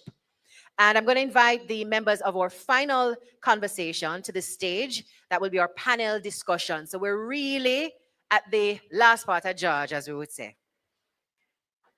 So I'm inviting to join me on stage and to share with you this evening on a topic that is very close to home for all Jamaicans, because that dream to have a piece of the rock that you can call home and call your own is a national desire. The security that comes from home ownership is unparalleled. And this pillar is really about turning the dream of owning a home into reality for thousands of families across the country. So to speak to this, we are joined by someone who understands the importance of land and housing as not just something for the privileged few, but as a right for all. He has been a strong advocate for the fairness of land distribution and for housing policies that give ordinary Jamaicans the chance to own and build. Please welcome, ladies and gentlemen, the Member of Parliament for Southwest Clarendon, Lothan Cousins.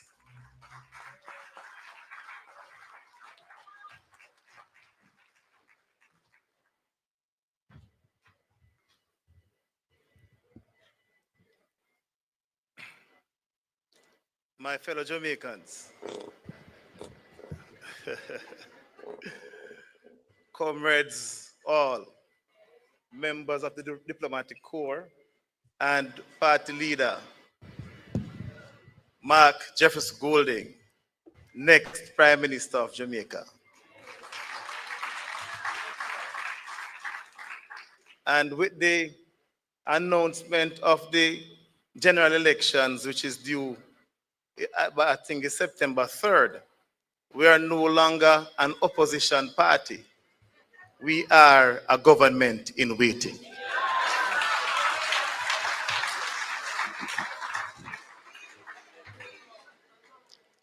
We are also not a party of hype.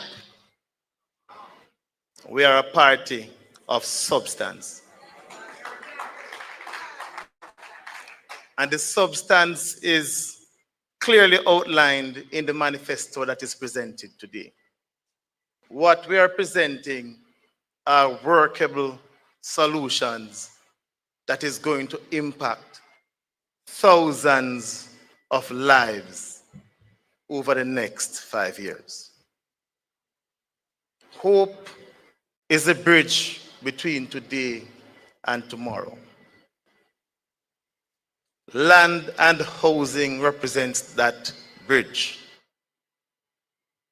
It represents that hope. Thousands of Jamaicans over centuries have been disenfranchised. A system was created to deliberately deprive thousands of Jamaicans of land ownership. Our founding father, the Right Excellent Norman Washington Manley, recognized that.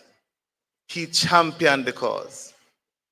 And with this current PNP administration that is incoming, led by Mark Jefferson Golding, we are going to finally have the issue of landlessness, and the lack of land ownership finally put to rest.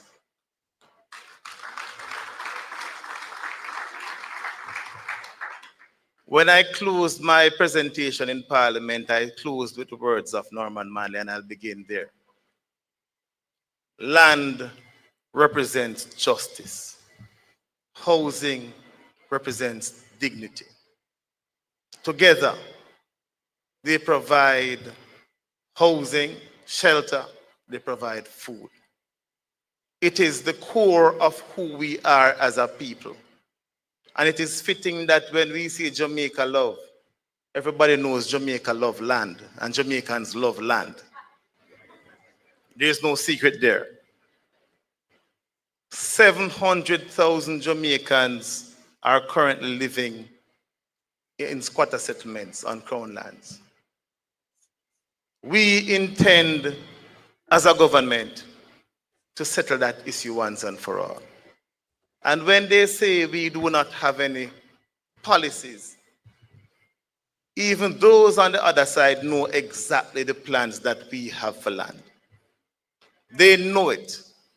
They have listened to it. They have been repeating it. And they know that we can do it and that we will do it.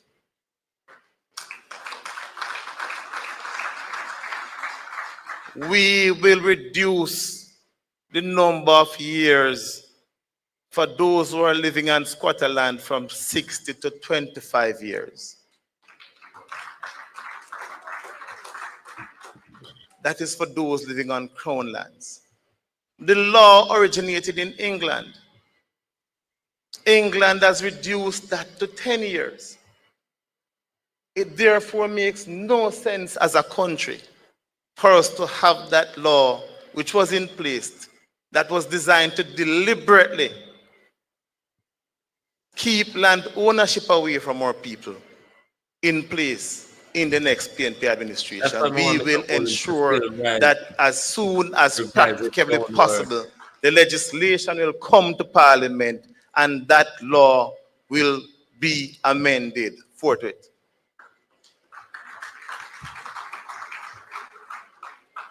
We all have sat down as a people and we have seen what has happened with the National Housing Trust. It is a crying shame. But we are not here to complain. We are here to provide solutions. And that is what this manifesto is about. So we are going to immediately end the extraction of the $11 billion every single year from the National Housing Trust. We are going to restore the National Housing Trust to its core mandate. All of you in Jamaica and across the world would have heard about our Rent to Own initiative. It is a bold, forward-thinking initiative that will allow thousands of Jamaicans who cannot afford a home to start out by renting that home. And after 6 months, after you have demonstrated that you're able to cover the rental expenses, that will be converted to a mortgage. And you will now be paying a mortgage monthly and be owning that piece of land that you're on.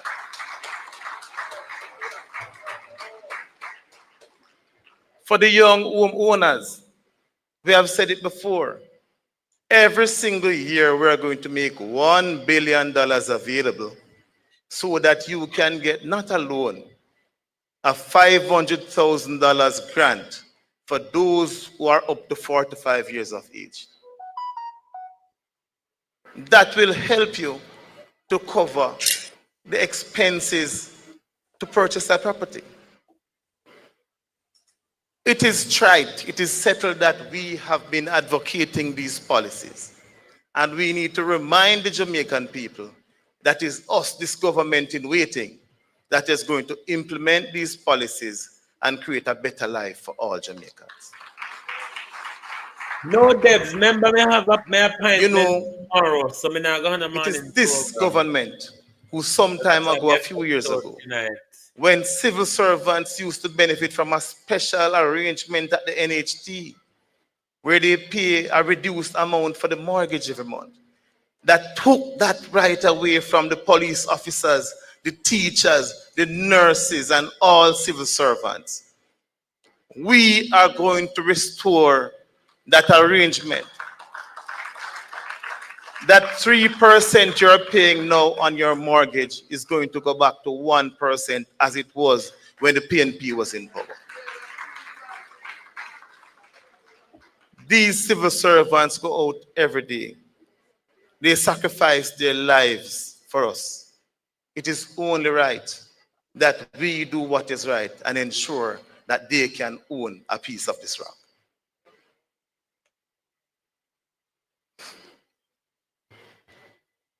This PNP government in waiting is going to provide also special arrangements for persons with disabilities.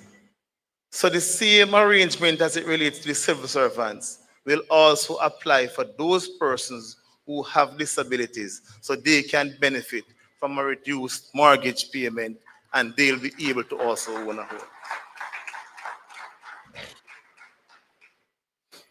We will grant public sector workers a 3-month grace period so that when you have purchased that home, you will have to wait 3 months before you pay your first mortgage payment. That will give you the opportunity to do a little modifications to the house, make the house as comfortable as possible. Because we intend to construct 50,000 starter homes in the next 5 years. And with these starter homes, you will need the extra cash. So we believe that housing is a right as a party. We are committed to the cause. You have a decision to make on the 3rd of September. Take a look at the manifesto. Listen to the policies and the plans of the People's National Party. The decision is clear. Time come. Time come for a better Jamaica. And time has come for the People's National Party to be restored to its rightful place as the governing party for Jamaica. The word is love.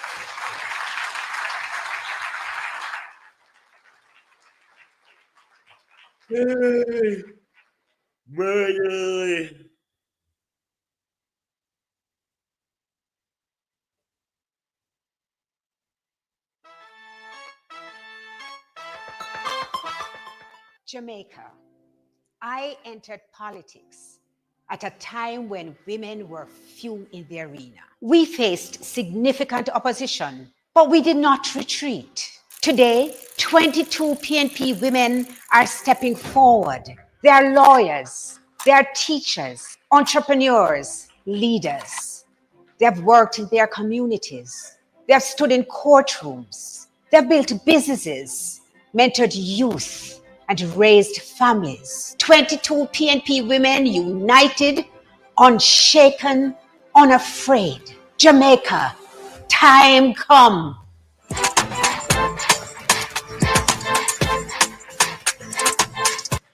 I them tired ladybug, but me a tough it out coming out do not show a morning come have 22 appointment. of our candidates are women candidates heading into the next general election. I am sure the president of the women's movement, Mrs. Patricia Duncan Sutherland, is happy with those statistics, yes? And of course, it could not be possible without resolve and support at the leadership level of the party.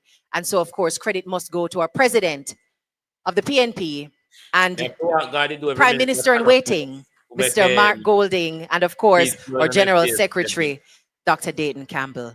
So we're moving into our final panel and conversation this evening, and we're looking at what it takes when we talk about love, what it takes to create a society that is safe, secure, and sustainable for all Jamaicans. And we have joining us 3 senators. So we'll begin to the left with Senator Gabriela Morris, who is coming to us also as a candidate in the next general election. In fact, 2 of our senators here today are going to be running in the elections. And we also have Senator Peter Bunting and Senator Sophia Fraser-Bin. So I'll start with Gabriela.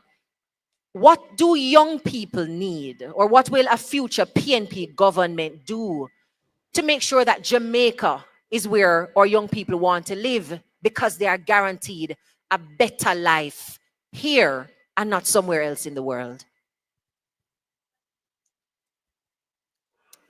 Thank you, Crystal, and let me say good evening to everyone, especially our next Prime Minister of Jamaica, Comrade Mark Jefferson Golding.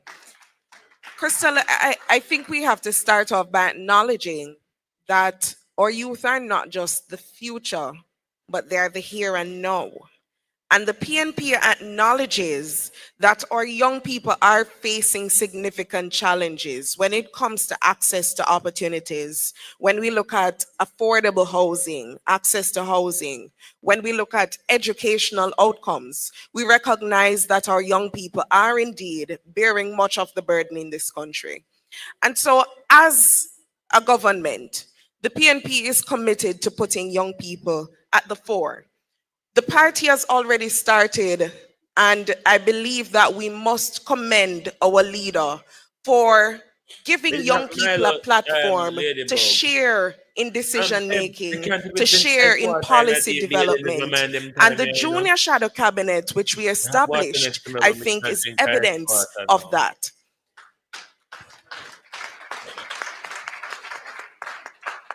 We have taken an approach as a party that focuses on 4 key areas of youth development, education and training being the first.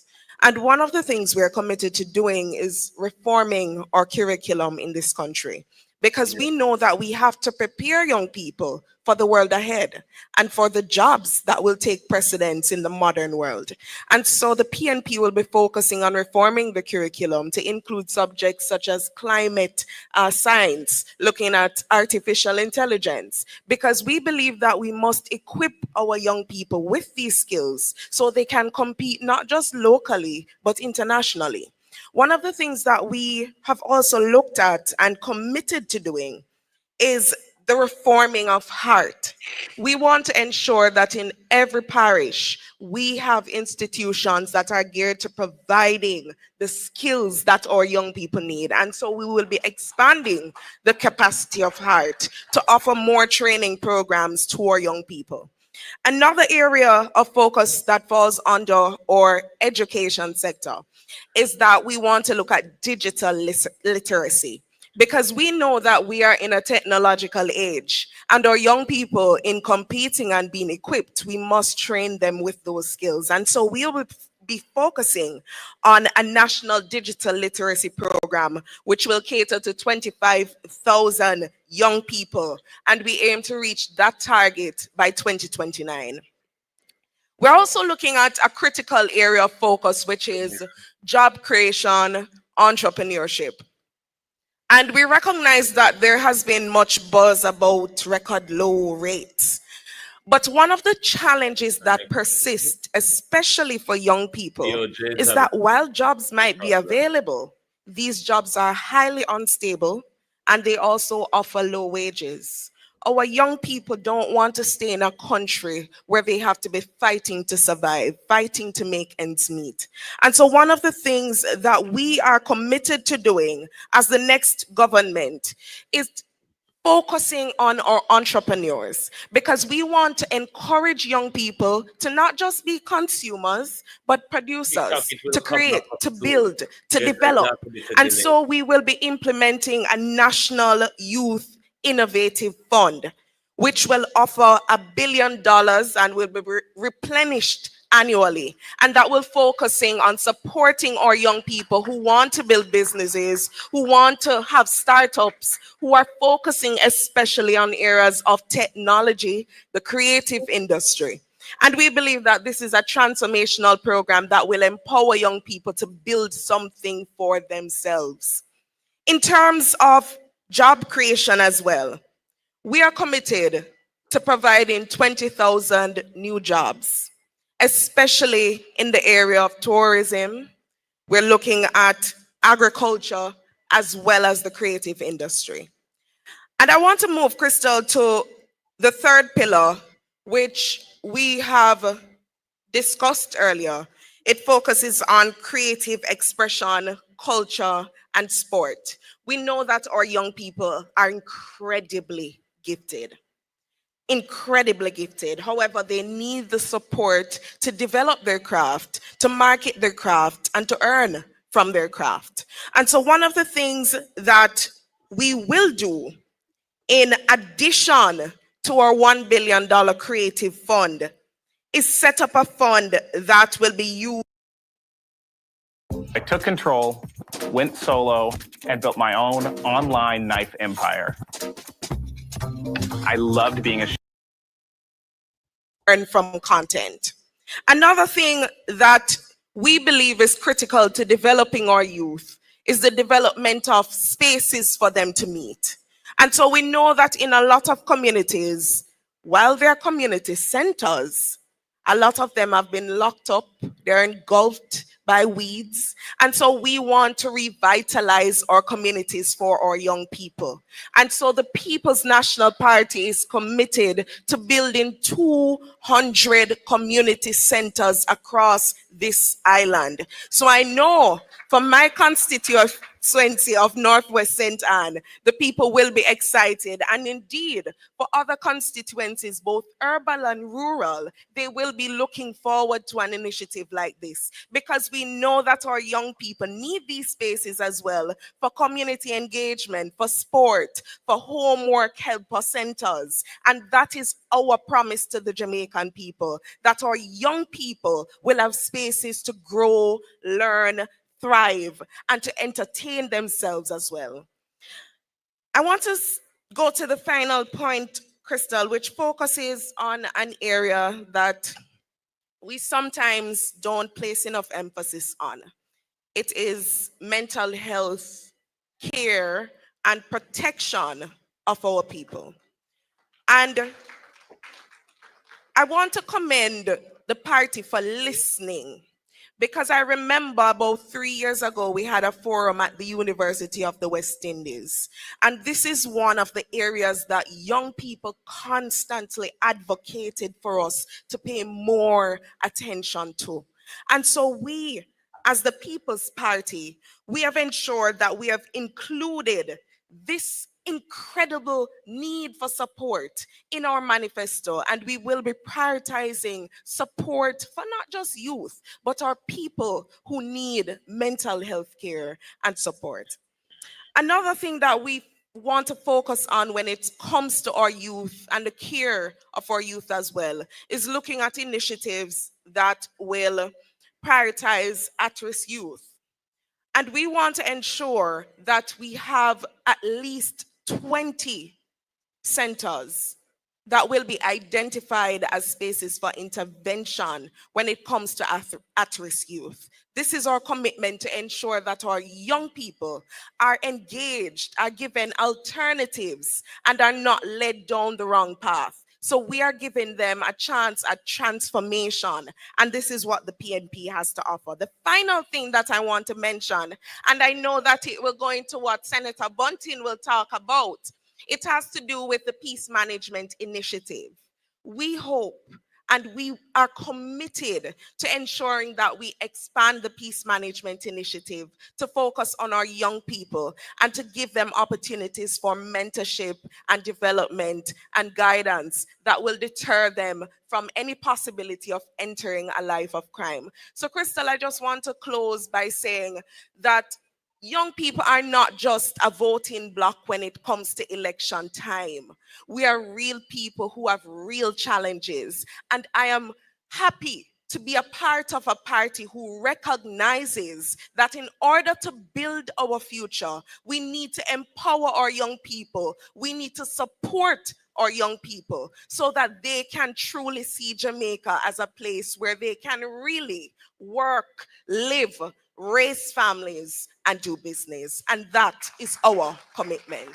Thank you so much, Senator Gabriella Morris. If that is not a credible and diverse suite of solutions for the myriad issues that young people face, I don't know what is. And it is testament to the fact that when the PNP brings young people to the front, we bring them bright, aware, and ready to lead. Northwest St. Anne has a true champion on their side. A lovely point to segue now into hearing about what it will take to secure the nation. We know from the statistics that those most involved in and harmed by violent crime are our young people. So, Senator, you can take it from any angle, but we do want to hear how we will better secure Jamaica for not just our young people, but Jamaicans at large. Thank you. There's a fundamental difference in the approach of the People's National Party to the existing administration. If I were to characterize the difference, I would say it's the militarization or the warrior mentality of the security forces that this government promotes versus the guardian mentality that the PNP promotes. So with a warrior mentality, our security forces go out to fight crime and enforce the law. With a guardian mentality, our security forces go out every day to uphold the human rights of our citizens. So we don't look on young people as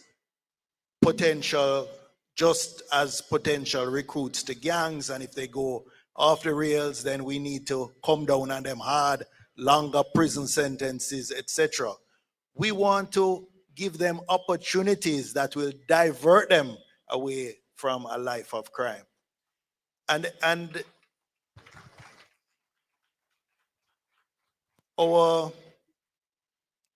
most of my colleagues have given a shout out to the next Prime Minister. But I want to give a shout out to the former Minister of Justice, Mark Jefferson Golding, because he made some transformative laws. Actually, they were more about social engineering than fighting crime. For example, the decriminalization of ganja for personal use and the automatic expungement of previous criminal records. That moved tens of thousands of young Jamaican, mostly men, from the margins of the economy and allow them now to get farm work card, to get visa, to be able to work in many financial institutions, etc. So our approach is not all about fighting crime, as important as that is. But in terms of sustainability, we're more interested in crime prevention, creating opportunities for our young people, investing in our communities, building our schools, ensuring that there are employment and training opportunities that are as attractive or more attractive than a life of crime. So this is really the fundamental difference in our approaches. And when you talk about the future, it can't be about a police force that's primarily into militarization and occupying force in our communities. We want safe communities, but we want them built on a foundation of trust between the citizens and the security forces. They will be partners in building Jamaica in terms of our human development, in terms of our infrastructure development, and in terms of the social transformation of many of these communities which are generating most of the violent crime today. Thank you very much, Senator Bunting. And now we are inviting Senator Fraser Binns to join the conversation. We're talking a lot about the future being with young people. But what will be the future of the world that they live in? We face severe degradation of natural resources. We're looking at unsustainable practices locally, but also globally that affect the quality of life here on Earth for all of us. And as a small island developing state, Jamaica has to look critically at how we are managing our own natural resources, which will end up being inheritances for those to come. What are some of the big shifts that need to happen at a government level for us locally to preserve, protect, and extend this inheritance? Thank you so much for that question, Crystal, and good evening, everyone. And let me say good evening to our incoming Prime Minister, and also to applaud him, because the issue of the environment is really not something that you hear people talk about every day. But under the leadership of Mark Jefferson Golding, the environment has taken center place, because he recognizes that we cannot have a conversation about education if our schools are hot, the children can't learn.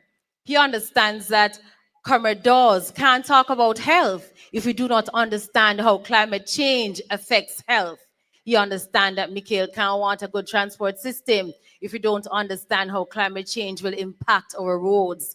And Julian cannot speak about a stable economy until we understand how climate change and the destruction of the environment impacts the economy.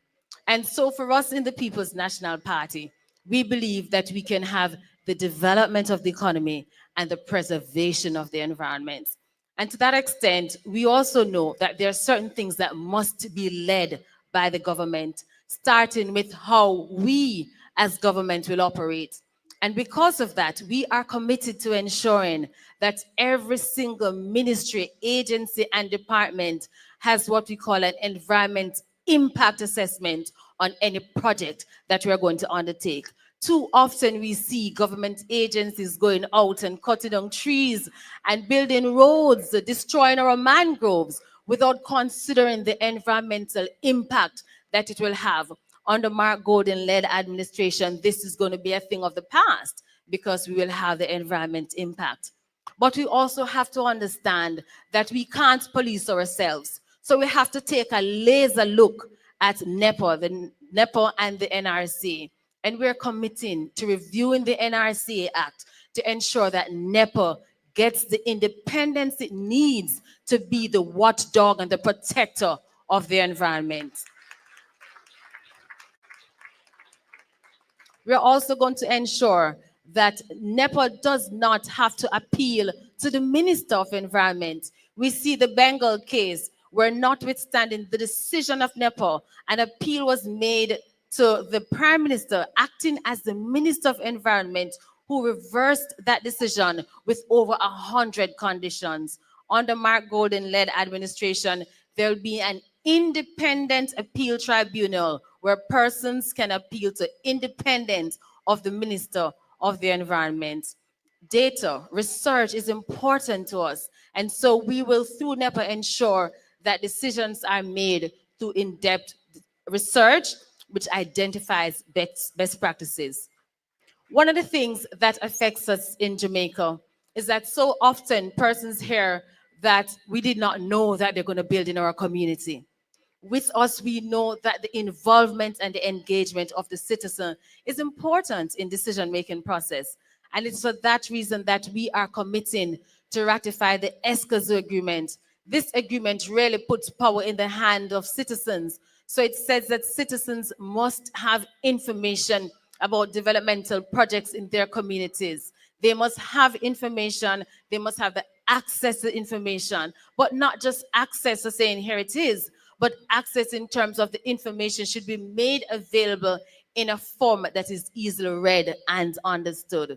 We also believe that under the ESCAZU agreement, that the citizens should have a right in the decision-making process. So they must say how they feel about any development project that will be taking place, and access to justice. Too often we hear the outcry of persons who have an environmental issue and it either takes forever to be resolved in our court system. We are committed to implementing the ESCAZU agreement so that access to justice in environmental matters will be obtained.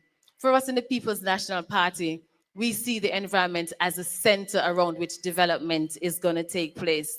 And we also understand what it means for the environment. We will also be working with our international partners because we know that Jamaica, as a small island developing state, cannot fight it alone.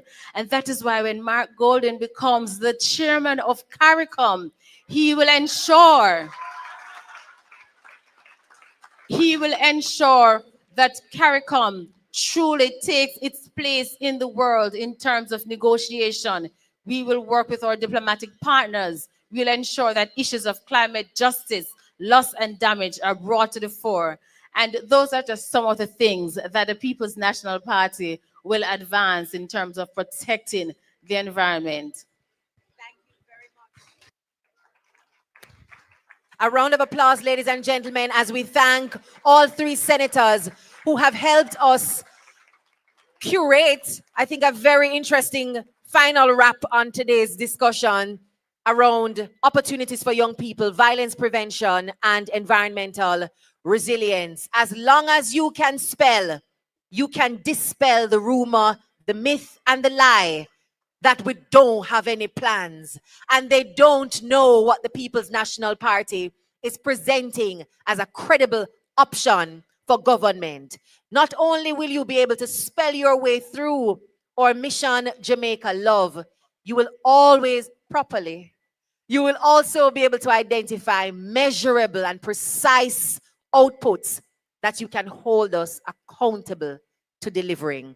Please, a round of applause for all of our speakers, presenters, and panelists this evening that have helped to guide our understanding of Mission Jamaica Love. I now invite for a final bit of soulful investment in our audience today. Please welcome back to the stage, ladies and gentlemen, our songstress, Jodianne Pantry.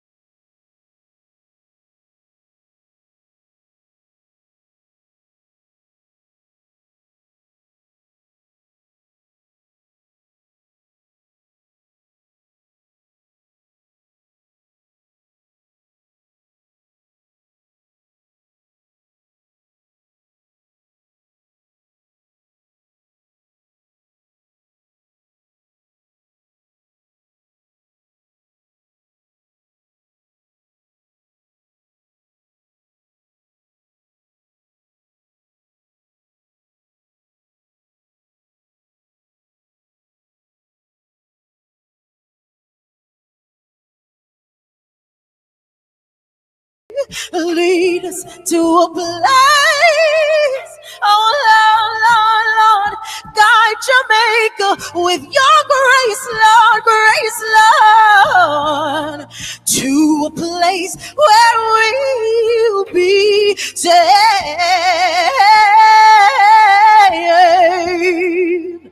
A world where pain and sorrows will be ended, and every heart that's broken will be mended, and we'll remember we are all God's children, reaching out to touch you, reaching to the sky. We ask the light be kind and watch us from above. We hope it so will find another chance to love Jamaica with love. Let this be our prayer. Let this be our prayer. When shadows fill our day, just like every child, please find a place. Guide Jamaica with your grace, Lord, to a place where we'll be saved. Lead Jamaica, lead BNB to a place. Guide your people with your grace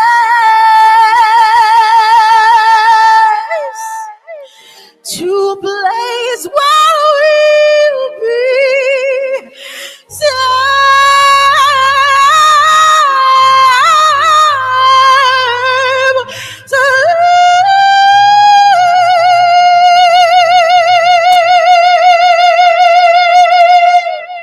Thank you so much. Enjoy the rest of it.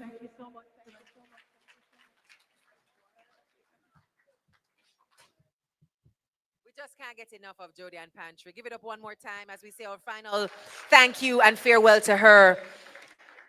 Now, we are wrapping it up. Our final speaker is really just to put the cherry on top this evening. And as you prepare to leave us, I just want to remind you that your bookmark, once you scan the QR code, you're able to download the full manifesto. But in the coming days, we will be presenting to you a summary of some of these ideas, as well as some fresh and new ideas in our Manifesto Lite publication. Remember to download from the Apple App Store, the Google Play Store, your Jamaican audio version of the manifesto, and of course, circulate that freely on WhatsApp so other members of the community, local and abroad, can benefit from what you have had access to this evening. And now to bring closing remarks and cap things off for this evening, I welcome back to the stage one who we can only define as prescient. He called it, saw the numbers, and called it. And I dare say he's probably already called the final numbers come nighttime on September 3. Prescient and passionate is what I'll say as we welcome back to the stage our General Secretary for the People's National Party, Dr. Dayton Campbell.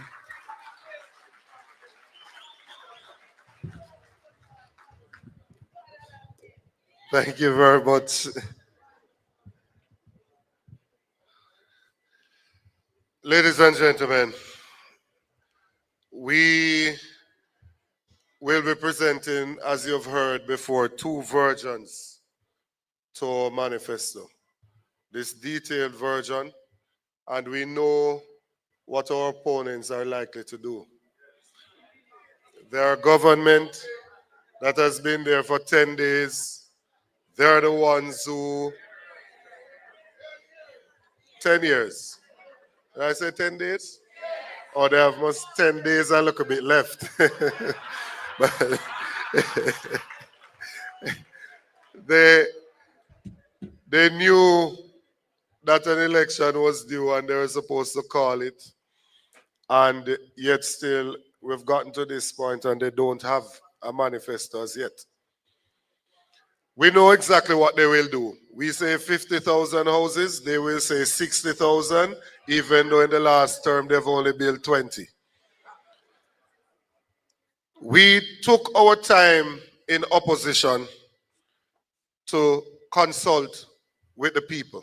This is the People's Party. We did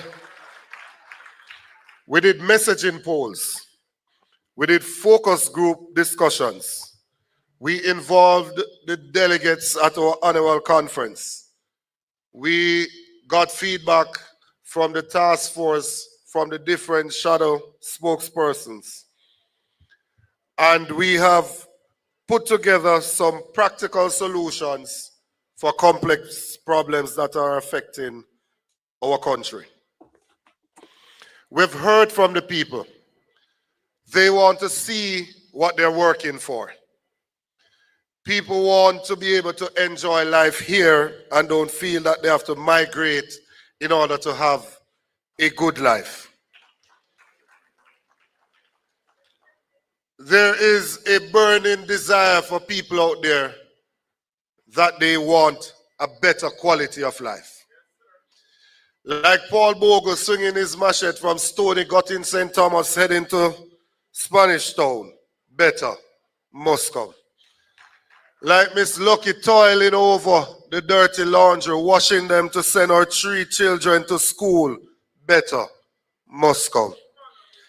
Like a higgler in St. Elizabeth who toils and carries her goods to Kingston to the market to sell so she can afford to send her children to school. Better must come. That taxi driver in St. Mary that is working hard, that now can finally own a home through the rent-to-own program, understands that he will bring dignity to his family. Better must come. That child in Clarendon up in Crooked River that needs to get down to St. Hilda's and can't go on the whole school buses but needs that subsidy to take them to school. They must understand that better must come. That youngster in Manchester that has done everything that we've asked of them, have passed 10, 11, 12 subjects, but now have to be working in a wholesale or somewhere else. They understand now that they too can go to university and break the intergenerational chain of poverty. Better must come for that family. For that teacher in Portland that is building the next generation. And in our time off, want to enjoy the beach, but can't enjoy the beaches in this Jamaica, the land of wood and water. They too must know that better must come. I want to say to Jamaica, we cannot have a prime minister that could not get a work in a bank or in the public sector continuing in office. If you're not certified, you can't fast fit and proper, you couldn't get a work in a bank in Jamaica. You couldn't get a work in the public sector. So we want to ensure that Jamaica understand that in the office of Prime Minister, better must come. And so I invite the incoming Prime Minister and the candidates for the People's National Party to stand up and come to the front here in front of the audience. Because regardless of what they have said, we have a team that is led by a leader of integrity. We have experience mixed with youthful exuberance, intellect, diligence, and hard work. We are the team PNP. We believe in the People's National Party. We are PNP not because of what we have received. We are PNP because of what we believe. This is PNP, progress, not promises. as it has been in the beginning, and as it will be in the end.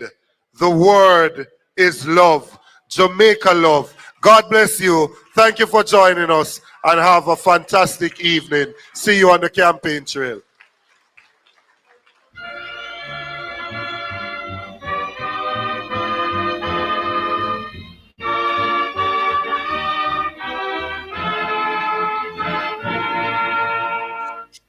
The trumpet has sounded, my countrymen all, so awake from your slumber and answer the call.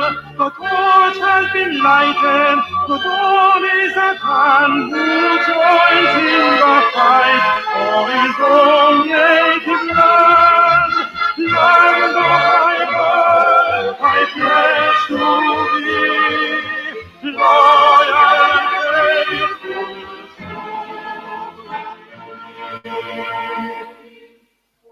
The toil will be heavy and the campaign long. The road will be dreary, the barrier strong. Our progress may falter and energies wane, but steadfast in spirit, our goal we will gain. Land of my birth, I pledge to be loyal and faithful in steadfast assurance that God will look down and give us His blessing or effort to crown. Let all be united to build by His grace a nobler Jamaica, a loftier race. Land of my birth, I pledge to be loyal and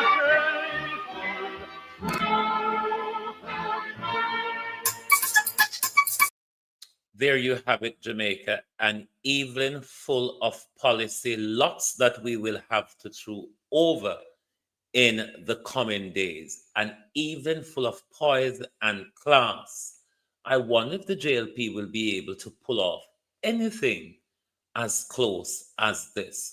What an evening, Jamaica, something I have not seen in our politics before. Mark Golding comes with a different.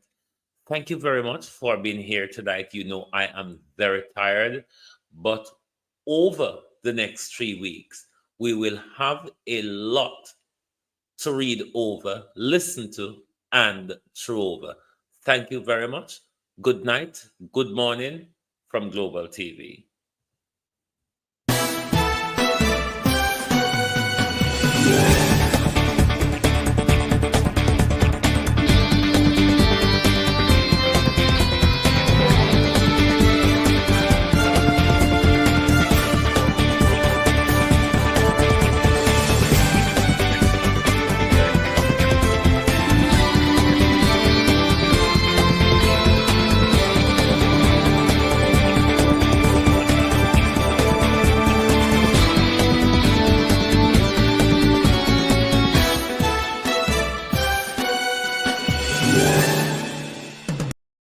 If you don't like missing out on the latest shows but still enjoy classic hits, then Global TV Group 358 is your perfect match. Global TV Group 358 isn't just another channel, it's your ultimate TV experience.